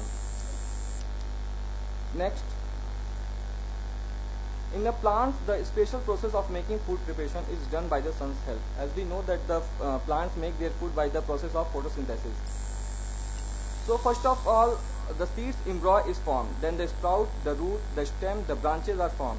Then again the leaves and the flowers are formed. And then according to the time, things get proper state or stage. In this nature, every moment there is a change according to the time. The sun's rays, by mixing with the earth's water, changes them at that time. The water becomes like the cloud and goes up by the smoke, light and wind, again from like the cloud by doing proper process according to the heat chain of the sun's rays. In the water there is entered the time cycle, which is under the sun's control. The water gets transformed in the form of cloud, and the hydropower manifesting water is also carried out by the sun only. So we can see the rainy season cycle is controlled by the 3 minutes more, please. 3 minutes. Please conclude. Okay. Next. The temperature in the sun is billion crores. This heat is created by the splitting on the many gas molecules. The sun is doing his prime act of controlling the water, the earth and the sky by effect of his amazing great heat. Every moment there is changing in all those solid things, liquids and gases on the earth by the sun's power only. Next, result and conclusion. The above description indicate that the sun is the protector of the all.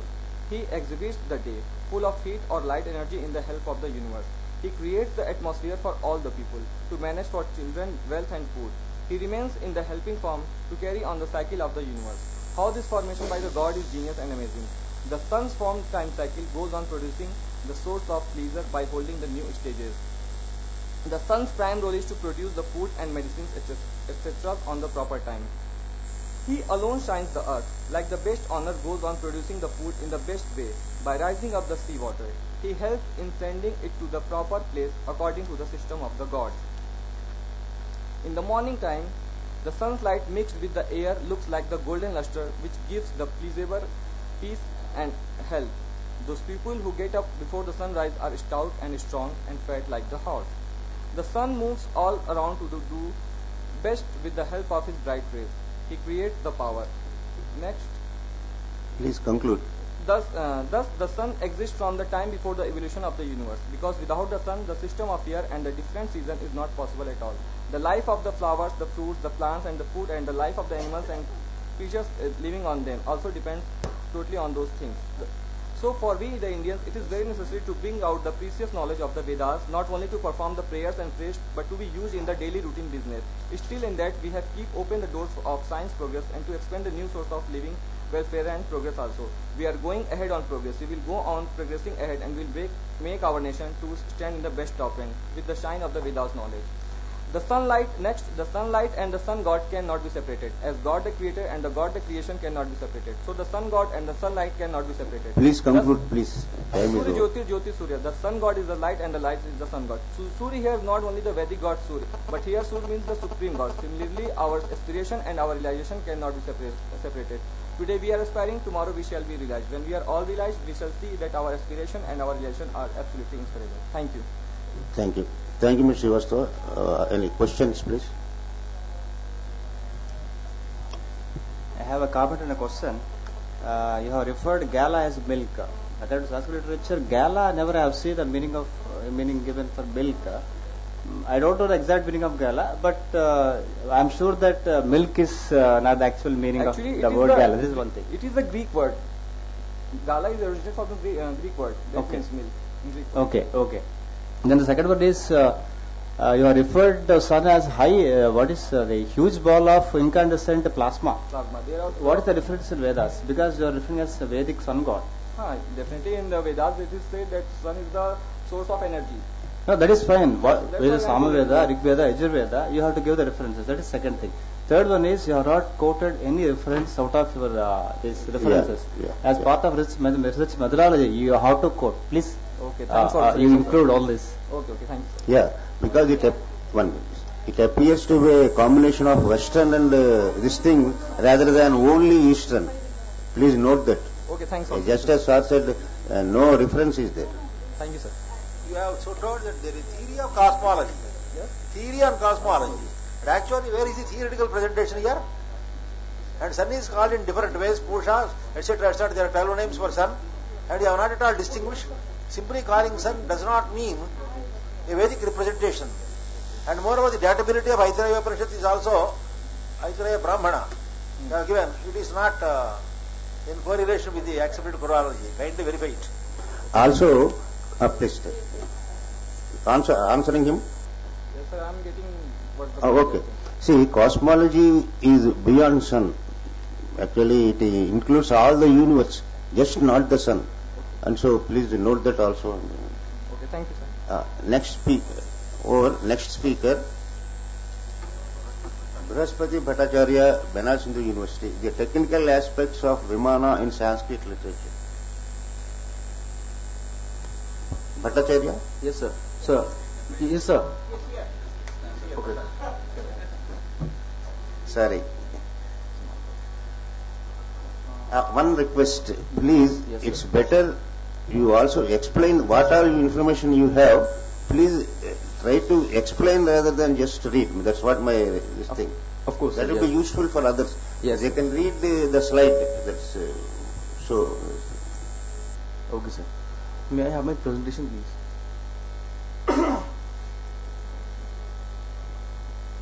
Yes, please. Pranamaha. The technical aspects of Viman in Sanskrit literature. It is said Viman, the flying machine of human, is considered as one of the most innovative discoveries of the modern world. But in Sanskrit literature, the theory of Vimana is quite old. As in Krishna Yajurveda Samhita, it is said, Vimana esha divo madhya asta apaprivana rodasi antariksham swa vishwachira vichaste ghritaachir antara purvam aparancha ketum. Also, in Mahabharata it is said, Devopabhogyam divyam tvam akshis phatikam mahat akashakam tvam addattam vimanam mupapachyate. And also from the Vedic literature to the classical literature, Viman has been thoroughly discussed in our Sanskrit literature. Next, please. Instead of the descriptions, interpretive books are also available in Sanskrit literature, such as Vaimanika Prakarana of Yantra Sarvasva, Anshubodhini and Samarangana Sutradhar Prachina Viman Kalecha Shodh. It is in Marathi, written by revered Shivakar Bapuji Talpade. Ancient aircraft in ancient India, Yuktikalpatru, and it is also named as Abhilashitartha Chintamani and Shilpa Sansar, a magazine which has been now, which is at present not publishing, but it has many of its editions regarding Vimana. Next, please. Next. Here, Yantra Sarvastvam has its own importance in this field. it has 100 Prakarana's, in which the 40th Prakarana is named as Vaimanika Prakarana, written by Acharya Bharadwaja. It is notifiable that there are many Bharadwajas in Sanskrit literature, right from the Veda to Mahabharata.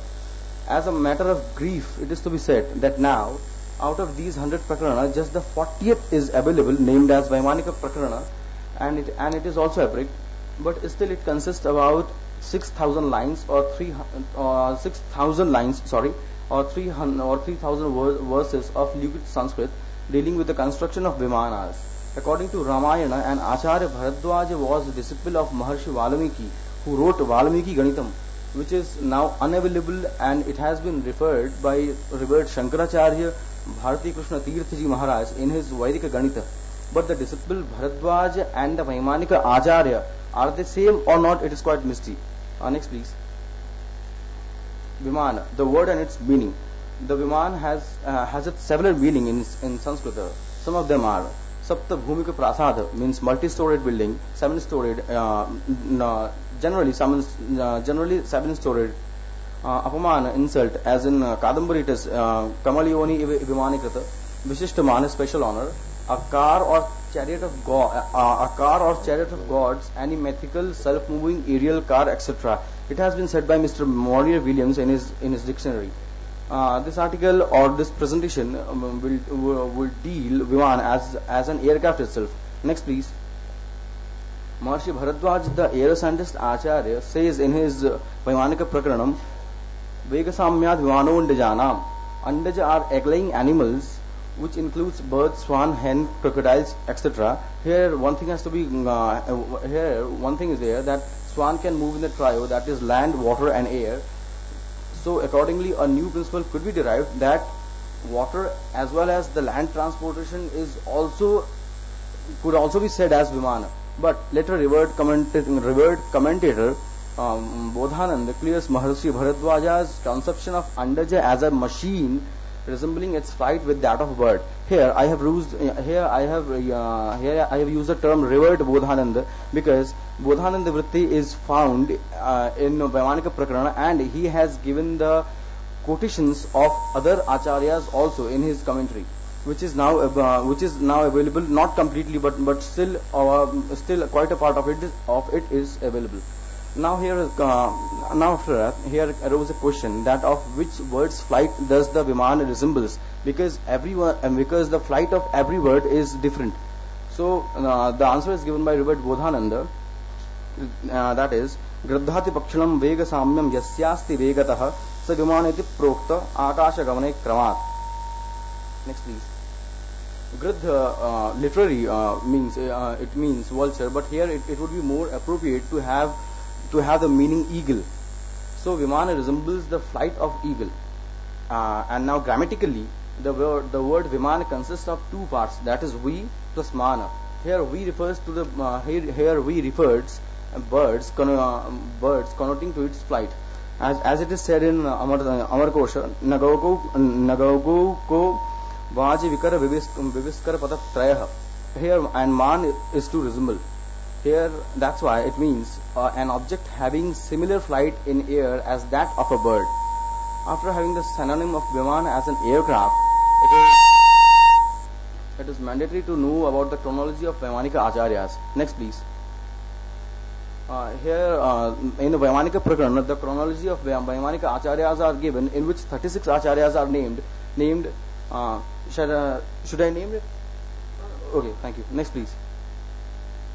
Here one thing is to be get pondered, that here 36 acharyas has been mentioned, but please have the previous one.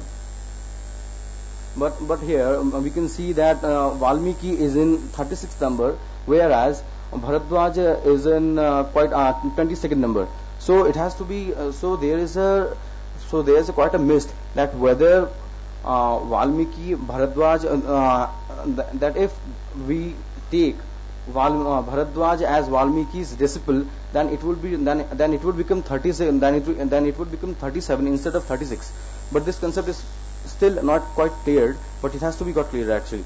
Next, please. Also, the name Vyasa is here, which denotes that which gives an implication that whether he is the same Maharshi Vedavyasa or not.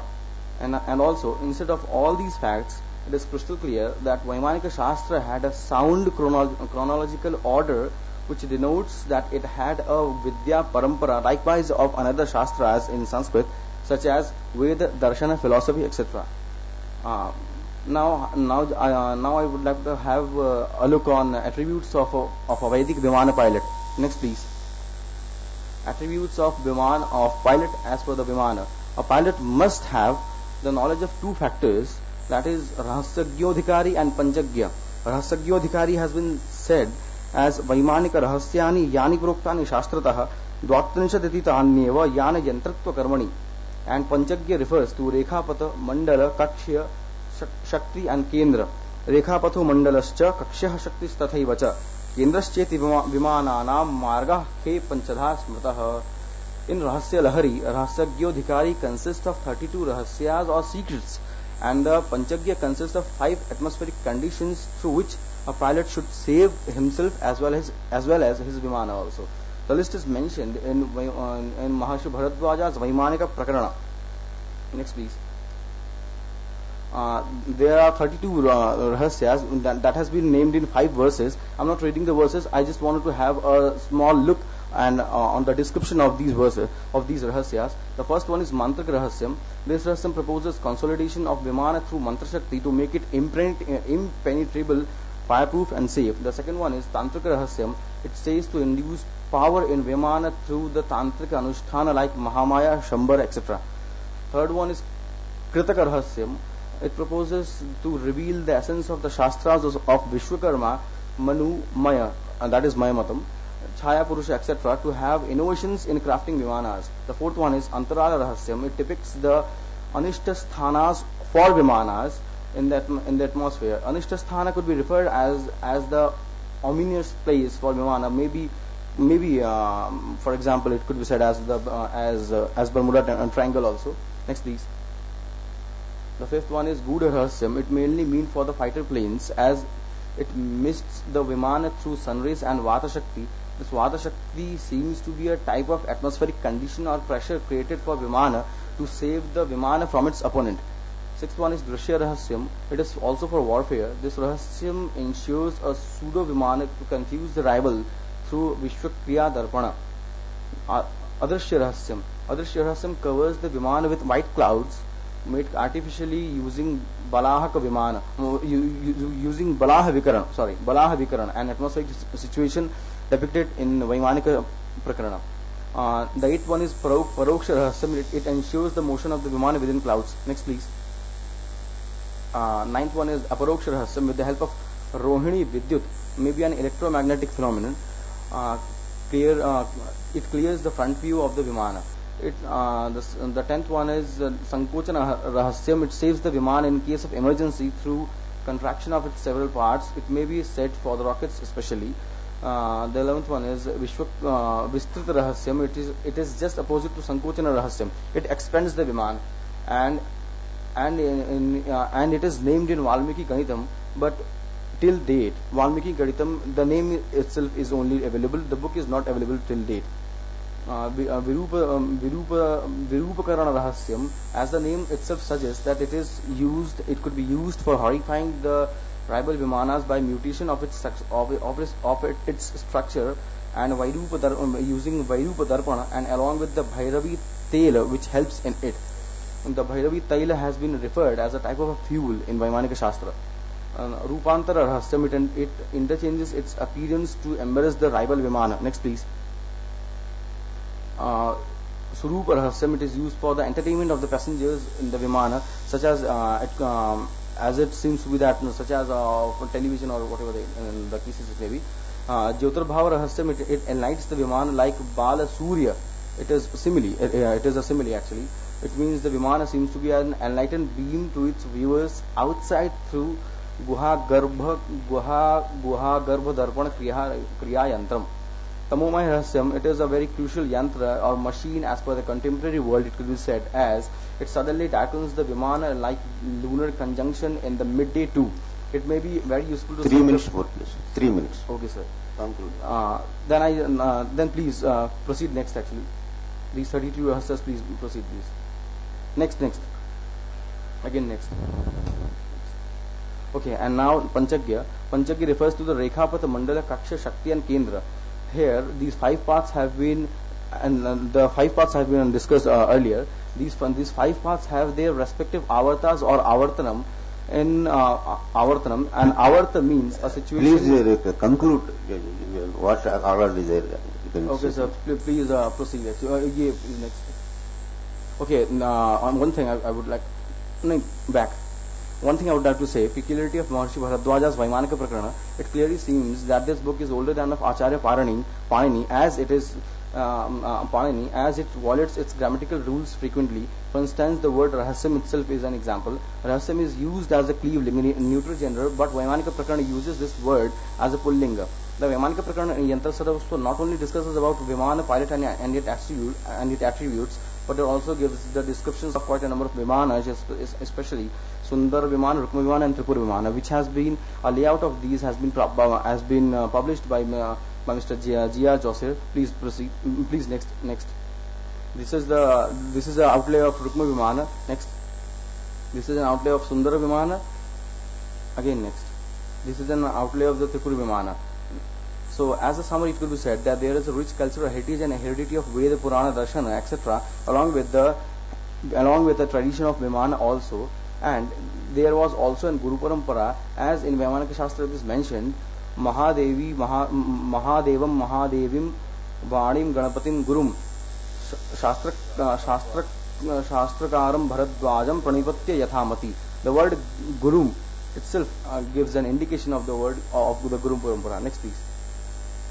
Along with the frequent use of Vimana as an aerial car in literature, whether in Vedic or non-Vedic Shastras, always gives a strong probability of having something fruitful and unexplored in this field. There are, and also National Manuscripts Mission says that there are still 50 lakhs manuscripts left to be explored, in which there are many of technical nature, which shows an ample opportunity of science and technology in Sanskrit, not only in Vimana but in many fields. Thank you. Thank you. Now the presentation is open for discussion. Yes, sir. Thank you. I request that he deep and don't. The survey is all right. Yes, sir. But you might have been specific on a particular point. Yes. And secondly, when you are referring to Samarangana Sutradhara, Mayamata, there cannot be a confusion between a building which is called as Vimana and the Vimana which you are identifying to be the aircraft. That might have rooted at the present itself. It's a methodological problem. Kindly take into consideration. Yeah. I have one point. That is,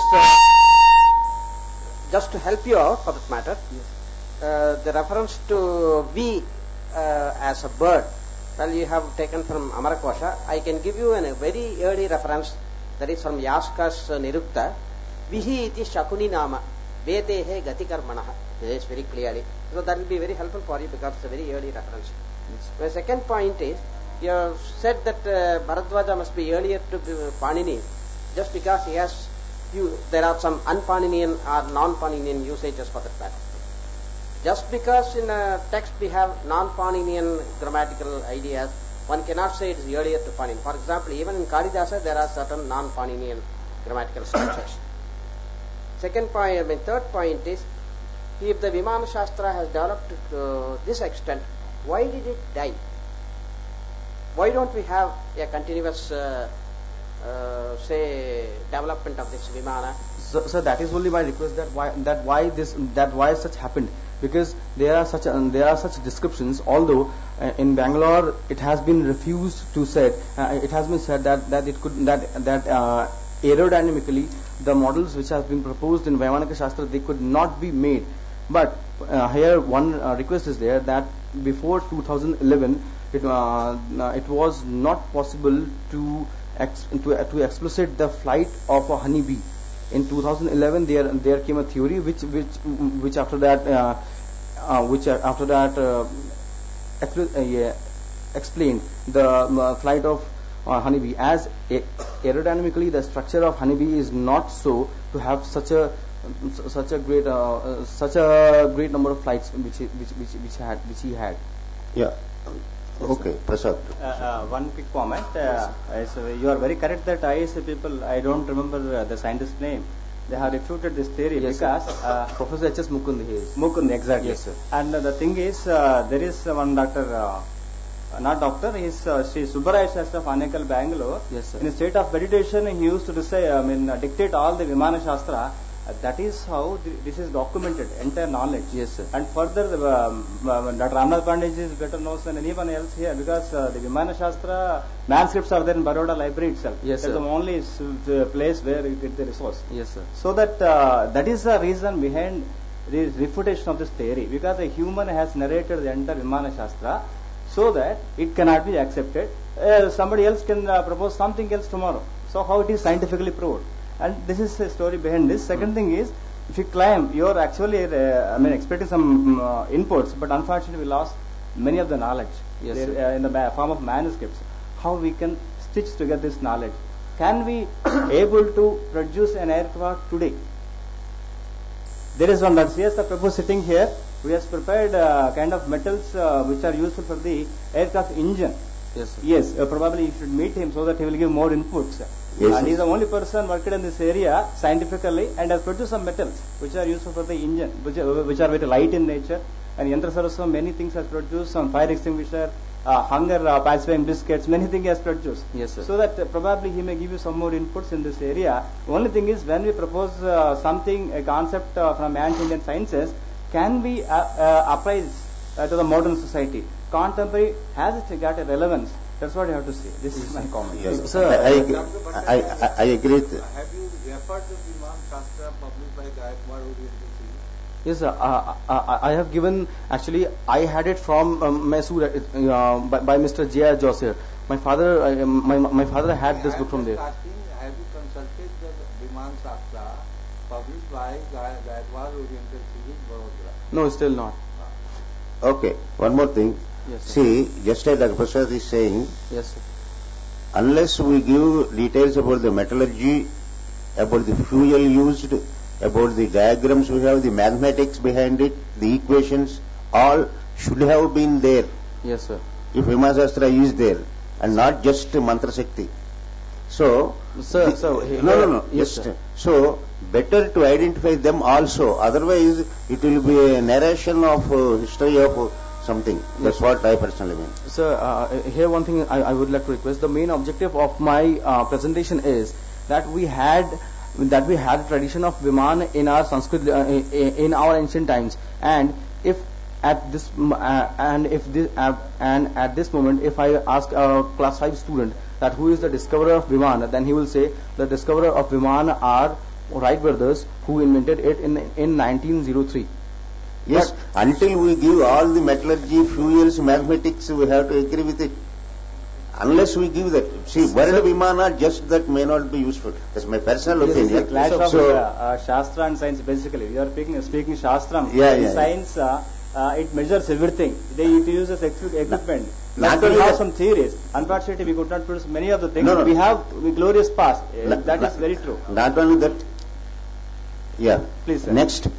This is the end of this discussion. Next. Next point I want to mention. Now next party. So one thing I want to. So one thing I have to add. Recently, I went to one conference at Bangalore, but particularly this is a relevant subject to you. Yes. Viman Shastra, there is a mentioned in Viman Shastra the metal called Trinetra Loha. Yes, sir. There is. Do you heard that about the name? Yes, sir. I heard. Trinetra Loha is a alloy metal which will be amalgamated with other ingredients. No, that is okay, but what a zinc or aluminium like that we should know. The feasibility of the Okay, Trinetra please, you can give the reference to him. He will take care of it. Very lightweight metal, and it okay. is very easily cooled and very easily heated. If okay. it fell into the water, it will be floated. You can like take that. the reference from him. So one thing is there, sir, I'm not an engineer. That's why I cannot say these engineer things. neither be that. See, when we are, I just want to have a request that we should have a joint venture to have these things. These are only suggestions to you. Sir, of course, sir. That is. Now, I thank It is a pleasure to have. He presented very nicely paper, and because he is not too much mature, this is also reason that there are so many lacking, but he will revise his paper. Yeah. I know, and I request him that he revise his paper, edit his paper, and send us for the publication. We will wish you all the best. Thank you. Thank you. And I request Uttara Nerulkar, Dr. Uttara Nerulkar, she is very good scientist as well as philosopher. She is from IIT Kanpur. And at present she is staying in Bangalore. Yes. So she will present the PowerPoint. Please, Doctor. Please. Respected chairpersons and my respected colleagues, it's a pleasure for me today to present before you. The topic of my presentation is relevance of ancient Indian science, technology and philosophy in the modern world. The items which I will be presenting are probably known to you, but as Dr. Pandey said, I am an engineer who is now studying philosophy these days. My perspective on things is a little different, and just like our young friend Bhattacharya was saying, he is not an engineer and therefore he has some problems. So on the other hand, I am not per se too much of a Sanskrit person. Yes, quite a bit, but more of an engineer and a scientist. So I hope to show you things in a different perspective today.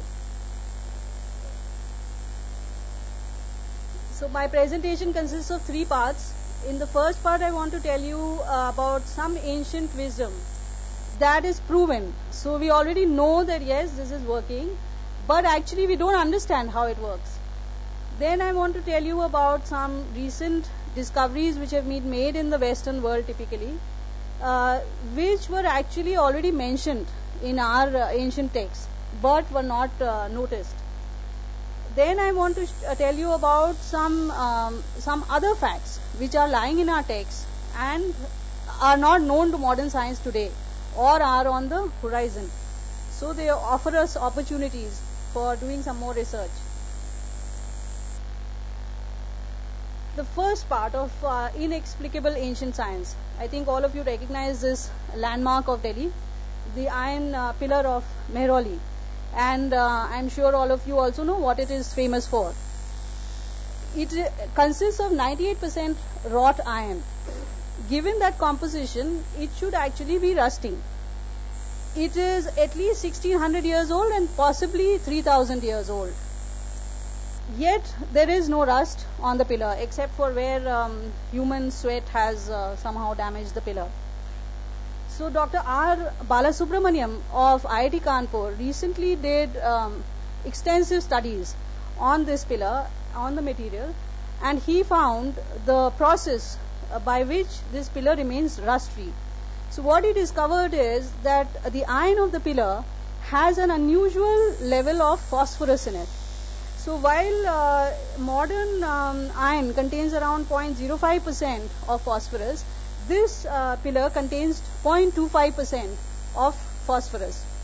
What happens is that when rain falls on this pillar, the phosphorus, little galvanic cells are formed on the surface because wherever the impurities are present, and this phosphorus actually is pulled out of the main body of the pillar and comes to the surface. Once drying happens, then hydrophosphoric acid is formed, H3PO4, which crystallizes on the surface. This crystal helps to protect the surface of the pillar. Subsequent drying cycles pull out more phosphorus, the lining increases in thickness. For a layman, what this means is that with age, actually the corrosion resistance of the pillar increases. So today the thickness of this layer is 1/20th of a millimeter. So over so many thousands of years, it has just become 1/20th of a millimeter, and yet it is good enough to protect the pillar. So this excessive phosphorus level which is there in the iron actually still cannot be produced by our current processes, because blast furnaces uses limestone which will deposit your phosphate, and that is why the phosphorus level in today's iron doesn't exceed 0.05%. So that is why it is still inexplicable. Then yoga. I don't, again, you are all very, very familiar with yoga, and you know that it is found that yoga is very good in handling stress. Also, it is very good for your overall physical as well as mental health. But recently it has been discovered that yoga is actually also very good for psychiatric disorders like depression and schizophrenia. Doctors feel that that yoga is behaving as if you are giving antidepressants to the patient, or as psychotherapy. It's as good as that. Patients doing yoga and patients undergoing psychotherapy, they have similar results. So again, this is something which is not understood. We don't know how yoga works to produce these results, even though the results are well known. Mathematics, simple mathematical operations, addition, subtraction, multiplication, and division. Anybody who knows even a little bit of science knows that addition, subtraction, and multiplication are very easy operations. But even on a computer, the operation of division is actually very time consuming and difficult. For a person doing it mentally, it is the place where you are likely to make most mistakes. So it would be very good if we could, mathematicians or arithmeticians have also been looking for a long time to convert this operation of division into somehow the other three operations. They have not been successful in that. But if you read Bharati Krishna Tirthaji's Vedic mathematics, there you will find how amazingly division has been converted as a form of multiplication, addition, subtraction. So these are things which actually need to be studied. Even if I could present you, we all know that time is short. If you can come and meet me later if you like. Even if we look at the way Bharati Krishna Tirthaji has done the division, it's not immediately obvious. How has he achieved this? He divides 1/19, 1/29, 1/39, and it's a one-step operation. Like this it happens. So even if you look at it, it's difficult to prove how it is working out that way. So again, it is one of the things which is inexplicable. Moving on to the next section, things which have been discovered independently in the Western world while they existed in our texts, but nobody was noticing them. So this is a sutra from Vaisheshik, which you might have all heard of, Gurutva Prayatna Sanyoganam Utakshepanam. This means that the qualities, the gunas of Gurutva, Prayatna and Sanyoga, they give rise to Utkshepanam. That means throwing up. Okay, so how do these properties give rise to Utkshepanam? Gurutva, we can all understand easily, is weight. It is interpreted as weight. In modern terms, weight is defined as mass into gravitational constant g. If we look at prayatna, if you think over it a little bit, without too much explanation, you can come to the conclusion it means force. So you apply force to any weight and it will lead to Utkshepanam. What Vaisheshik is telling you is that the speed of throw is dependent on force and weight. Now we have one more things hanging around over here, Sanyoga. Sanyoga, if you do a literal translation, means combination. And there, of course, you immediately get foxed and you wonder what has combination got to do with anything over here. So I thought over it a little bit and I realized that actually Sanyoga means the point of application and direction of the force. So where you are applying the force, that point, and the direction in which you are applying, are you applying this way or this way or this way, that is what is covered under Sanyoga. If we just go back to the first part, Newton's second law of motion says that F, that is force, is equal to mass of a body into its acceleration. If we now look at Vaisheshik's sutra, it is essentially saying that the speed or acceleration is equal to force divided by or multiplied by gravitational constant g divided by mass.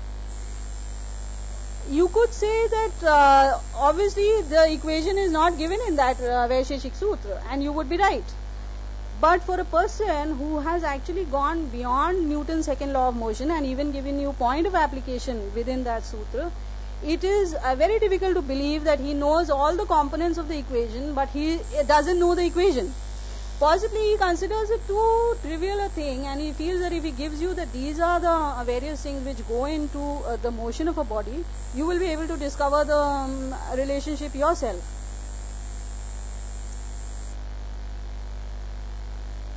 So trajectory of throw is dependent on point and direction. For that I had got you a picture.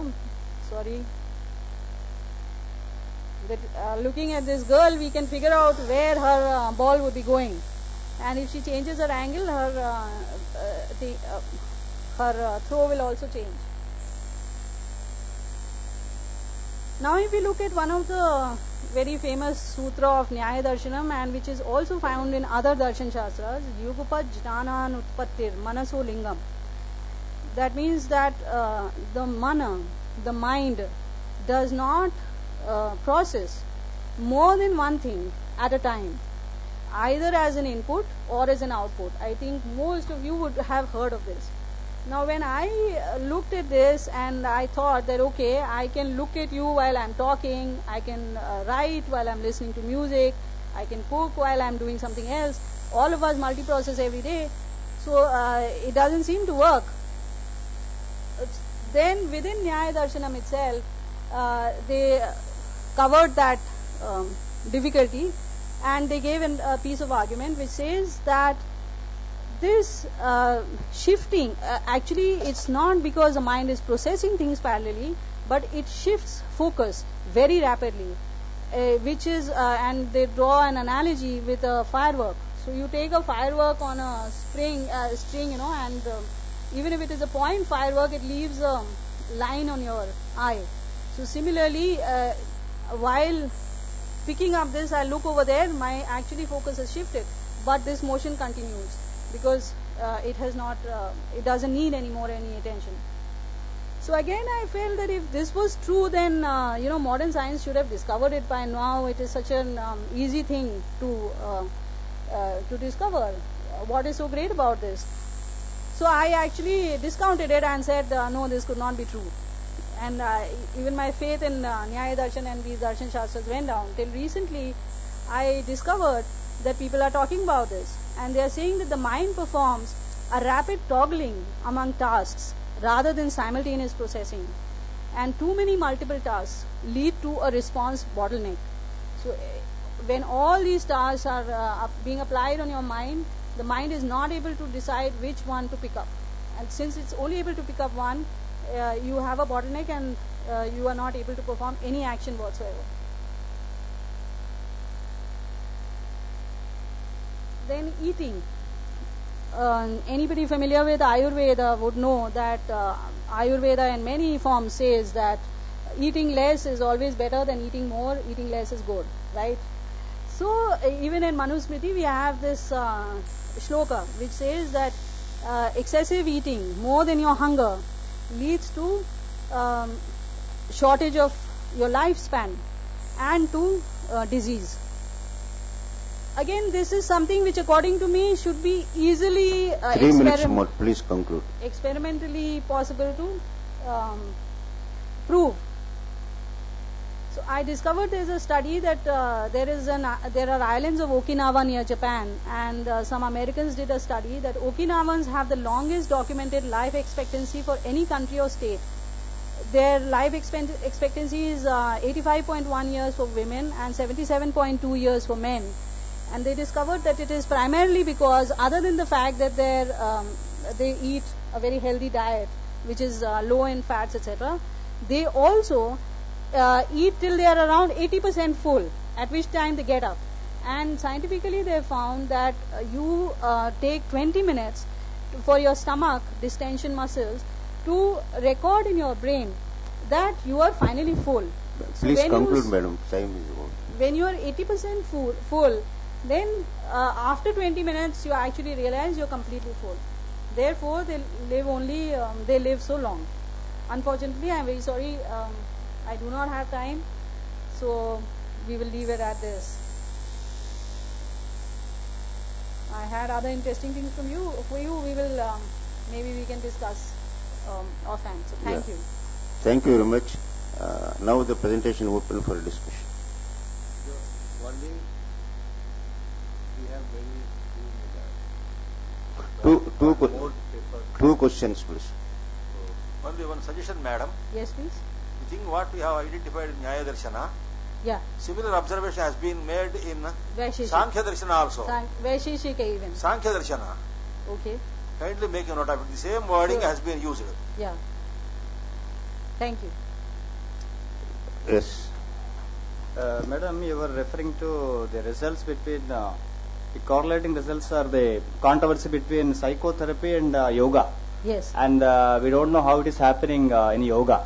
Correct. Because the results are very much visible in psychotherapy, right. Whereas in yoga it is not known. Right. See, if you go through the sayings like yoga chittavritti nirodha, the very sutram yoga of yoga darshan itself, chittavritti, once you remove chittavrittis and there is a samadhi and you attain this peace, right. Whatever you call nirvana or samadhi, whatever name you give. Correct. So that is one thing. So ultimately controlling mind is happening through yoga. And in support of this you have mana prashamana karanam yogaha, siddha siddhyo samo bhutva samatvam yoga uchyate Gita. Many sayings are there. Ultimately controlling mind is a factor in this, and how to do that is the only intricacy in this. That is one thing. Second thing is, in psychotherapy somebody is controlling your mind. Yoga, you are controlling your own mind. This is the distinction I see. You may please take note of this. Thank you. Yes.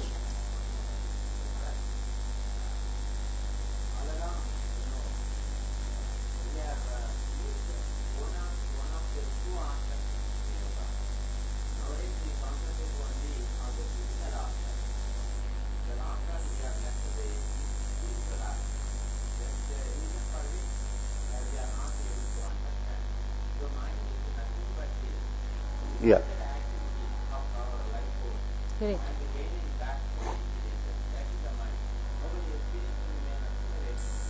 Yeah.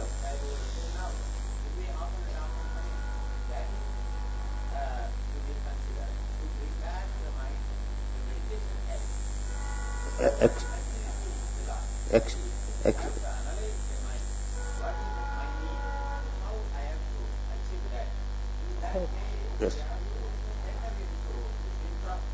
Right. Actually, sir, please, you can discuss later. Okay, we got the point. Yes, please, madam, please note that. Yeah. I just 2 points I want to make. One is regarding the Vaisheshika Sutra. You said Gurutva means mass into acceleration due to gravity. Yes. But Gurutva, as far as I can understand, means only mass. And no, okay, that's okay. And then about Nyaya Darshana, you talked about bottleneck and unable to respond to that, something like that. Actually, in Nyaya we have 3 valid pramanas. For validity of cognition we have 3 pramanas: Pratyaksha, Anumana and Shabda pramana. With any of these that cognition can be validated. Yes.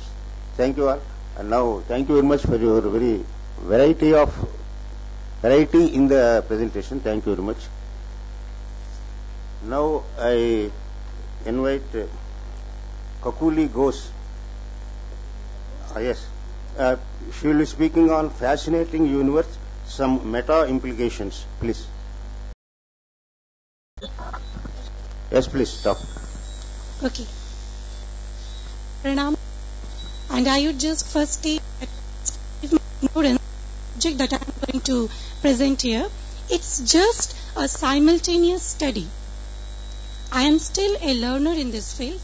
It is just that when we come across some cosmological concepts, we also are reminded of some ancient wisdom, ancient thoughts of the Vedas. It is not that I am an expert in cosmology or in Vedas. It is just a layman's approach. Please bear with me just for 15 minutes. And whether it is at all a comparison or not, the scholar is there to say. Well, if this universe has creation, then various theories and speculations and hypotheses are there to explain how creation occurred. Now, as science proceeds with its theory, there are many meta implications, that is, they leave us with many questions, which it might be said that if addressed from the point of view of Indian philosophy, definition of these two thoughts might lead us to somewhere. Well, one of the interesting theories is that of Big Bang. The universe was created, it is believed by some, that from cosmic explosion referred to as Big Bang.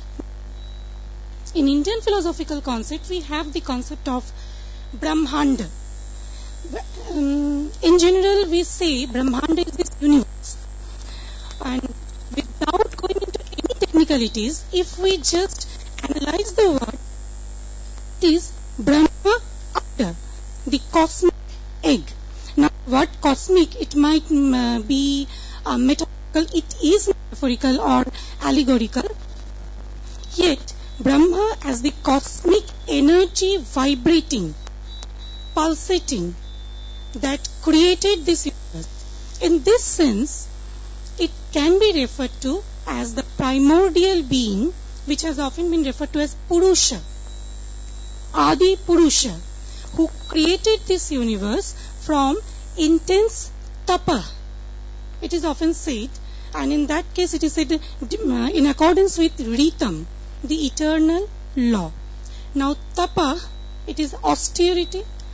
When the cosmic atom, throbbing with creative energy, before creation, before the manifestation of Nama and Rupa, names and forms, that particular state which has been referred to in the Hiranyagarbha Sukta as the Hiranyagarbha. Etymologically, it might mean the one with the golden womb. That means the child yet to be born, not yet born. So it is the throbbing, sitting energy with a desire, kama, retas, with a desire to create. Retas is a seed, the germ of creation. It is pulsating, it has not yet created. Well, in cosmology we also find the concept of expansion of the universe. Now, expansion, when Big Bang occurred, it is also said that space and time became manifest. When the cosmologists try to trace the developing phases of the universe from its very beginning to its present, from its beginning to the present state, it is as if they try to review the journey through space and through time. Thus, before creation, after creation, this before, this after, they all refer to temporal criteria. Through temporal criteria, we all try to go beyond the spatio-temporal limits. When it comes to Indian philosophy, it is tagged as spiritual, it is tagged as mythological, but we need to break the, all these metaphors, which I don't say that I am going to break all this, no, because I am not an expert in that, but an attempt can be made to have a unified theory which science is attempting towards. Now, I was referring to that expansion of the universe. It is said that due to Big Bang, there are three models. I am not going into that. I just want to refer to one particular model where it is said that after creation, this universe is expanding. The best analogy that is given is that of a dotted balloon. When we blow up the balloon, the dots on the balloon are seen as receding from each other. As the balloon blows up, it blows because it has space outside to blow. If we put it in a wooden box, it won't blow up. So it has outer space to stretch up. This is often referred to expansion of the universe, that is, galaxies are receding from each other, receding away from each other. Now, where are they receding away? The galaxies are in space. It says that space is expanding. Where does space expand? The galaxies are in space. They are receding away in space. So, it is a terminological twist, and you cannot say that space expands anywhere. Actually, space expands nowhere. It is just a terminological twist to explain the physical phenomena that the galaxies are receding away from each other. And it is also said that this receding can be rooted down to some cosmic element which they refer to as dark energy, though it has not yet been that much sufficed with examples or reasonable points. So this dark energy, what actually it means? If now we see the Indian philosophical concepts like dark energy, there are also some terminological concepts which have till yet no explanation, no rational explanation for us or for the modern world. When it is, I just refer to that expansion of universe, it is said Virat sacrificed himself, parted. Virat is the cosmic Purusha. It parted after severe austerity. It expanded to create this universe. But before creation, it was as if an atomic point of condensed energy. I don't know whether it is right way of going or not, but still, it reminds me of the point of singularity, of intense density, intense energy, a dimensionless object. When Virat expanded itself, and it has been referred to as austerity, tapasya. Then space, time, objects, stars, galaxies, they all started manifesting themselves. Here we are again confronted with two theories, whether the effect, that is the universe, resided in its primordial cause, or it was created anew. That is Asat Karyavada and Sat Karyavada. Sat Karyavada says that effect already exists in unmanifested form, in latent form, in its cause. Here we might refer to as the primordial cause. Whereas Asat Karyavada says, as advocated by the Nyaya philosophers and also others, that the effect is actually a new creation. Otherwise, the word creation cannot be applied to it. Now here we are. Neither Asat Karyavada nor Sat Karyavada can totally explain it. When the effect is being created, that means the seed of that effect was there. That means Sat Karya. And when we say that though it was there, but it was not in the present form, that means actually the form is newly created. So the universe was newly created, so it has its own manifesting names and forms. That means it is new creation. So both cause and effect are relative terms. Effect can only be specified as effect in relation to cause, and cause can only be related as cause in relation to effect only. Well, as I was talking of that dark energy concept, and then atoms, electrons, protons, neutrons, and then a step to the subtler step, not to the subtlemost yet in the field of cosmology, mesons, there are quarks, there are leptons, and all other things. In Indian philosophy, in Vaisheshika philosophy, in Nyaya philosophy, we have reference to Paramanu. Though in most of the books we translate it as Paramanu as atoms, but it should not be, I think, pardon me please for saying this, because Paramanu, it is Param. That means to what subtlemost state our mind can go, it is that. Or even mind cannot conceive, because they are imperceptible. So Paramanu should never be translated as atom. It is the Param. But atom has moved we have broken up atoms into electrons, protons, neutrons, and all those. Even we are now familiar with string theory. One-dimensional objects that might be referred to as the basic. Still now, there are many others to come, and it has not yet been said that it is the final. Okay, then we have also terminological these things, and there in cosmology there are also. Then why should it be said that Indian philosophy is all and all, or ancient wisdom is all and all mythological, only spiritual, without any without any rational basis? It cannot be. And then there is also, we can refer to the point of Paramanu, and then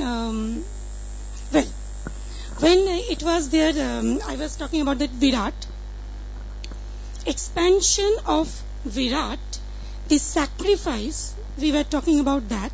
The sacrifice, it is to be taken in different terminology. Sacrifice is not annihilation of one's own totality. It is the harmonious blending of one's own essence with this whole universe, the cosmic symphony. I think so. Please, 3 minutes, please conclude. Yes, sir. Yes. Well,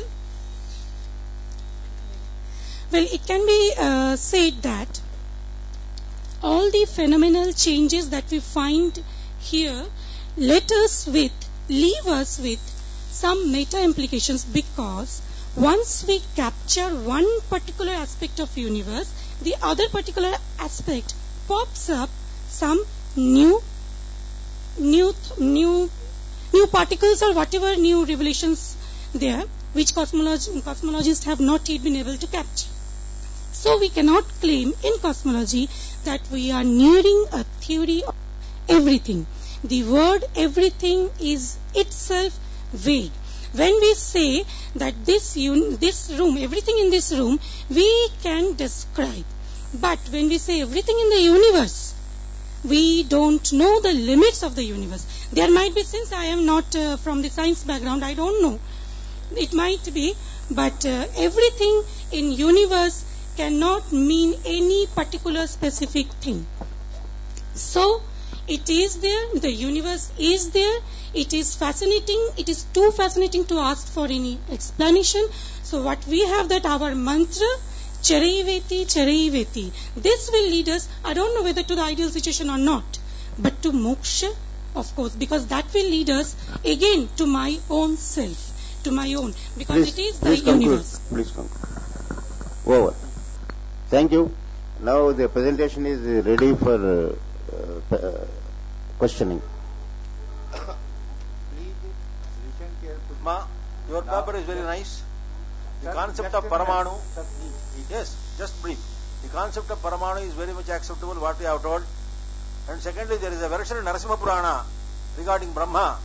Brahma never exists before the creation or before the destruction. You have to note it down. Yes. Next question. Yes, please. Next question, Dr. Prasad. It's not a question, basically a comment. You referred Brahma to Hiranyagarbha. See, this is the mischief of Max Muller, who intentionally spoiled the spirit of Indian culture in the name of translation. He is employed by the British government, highest paid in those days, and he has achieved. All of us are using these translations because we are speaking a foreign language. These things are written in Sanskrit. When you try to translate something from Sanskrit to some foreign language like English, there are certainly problems. Like dharma, how do you explain? How do you explain guru? Guru is not a simple teacher. So many things are there. Golden womb is a very improper translation. You please take note of this. Yes, sir. Next question.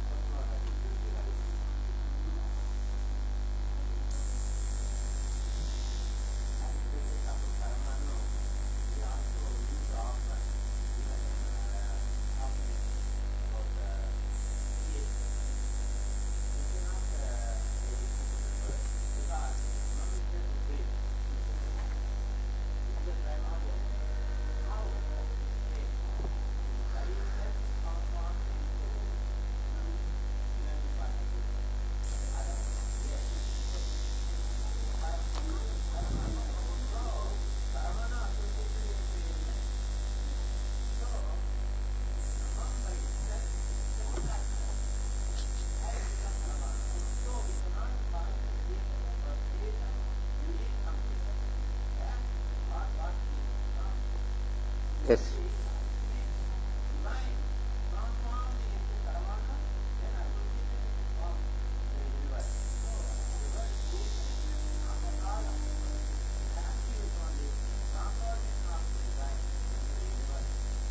Yes, thank you. Yeah. Okay.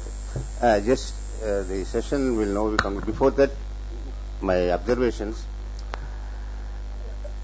Right from the beginning, I am observing two things. One is talking about science is different from talking on science.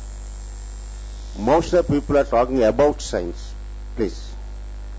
That will not be of much use. It will be only, we should know what it is, and we should be able to reproduce what it was there. And two, just as the earlier chairman was telling, the senses of the words used in the beginning and of the same words now are not the same. One should be very, very careful about this. The sense is very different from what was used earlier. In the Upanishads, later, it's an evolution, and now the meanings we have are unfortunately completely transformed. So, with this idea, we cannot explain those. So, one should be very, very careful in this. And next, about Paramanu, yesterday we had a discussion. Actually, Paramanu, you are saying and he was saying, as far as my knowledge goes, it's not a subatomic particle. Paramanu translation should be and is molecule. And Paramanu and Anu are, that's why I am telling, the sense in which they used and the sense in which the modern physics is using are different. Please. So we cannot take that and include that here. Word is same, Anu, Paramanu, okay, good, but the meaning, the sense, everything is different. Please.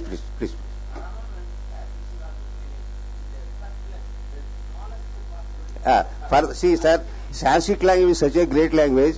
Parama also means more. Parama also means more, and so we cannot exactly say what it is. And so Parama means more. Paramacharya means elder Acharya. So this we don't know. Sanskrit is a very, very structured language. The sense in which they were used and they are used are entirely different. Please, let us not get confused with that, please. Otherwise, yes, please. Now it is over. Session. Now, thank you very much to Professor Rama Brahmam. Ram and Brahmam. Ram is itself is a Brahman. Rama Brahmam. There is a Upadhi. So now, for 5 minutes tea break, but before going for tea break, I announce again those are present for this session. Now this session will start. The chair will be Professor B. Lab, Baidyanath Lab. He is a professor in University of Jammu, and he is a senior most professor, very good scholar of Buddhist studies, especially Pali language and early Buddhist philosophy. So he is just about to come shortly within 2 or 3 minutes. So I want to confirm again the names of the participants, those are present over here. So please have the key, those are not in this session, and then come back. Swagat Das is here. Swagat Das. Prasanna Venkatesh, Praveen Priyankar, Johnny Ratna, P.R. Archat,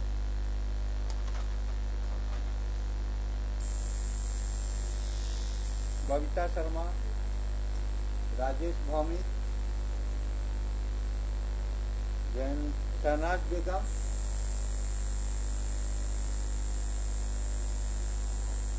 Teja Sharma,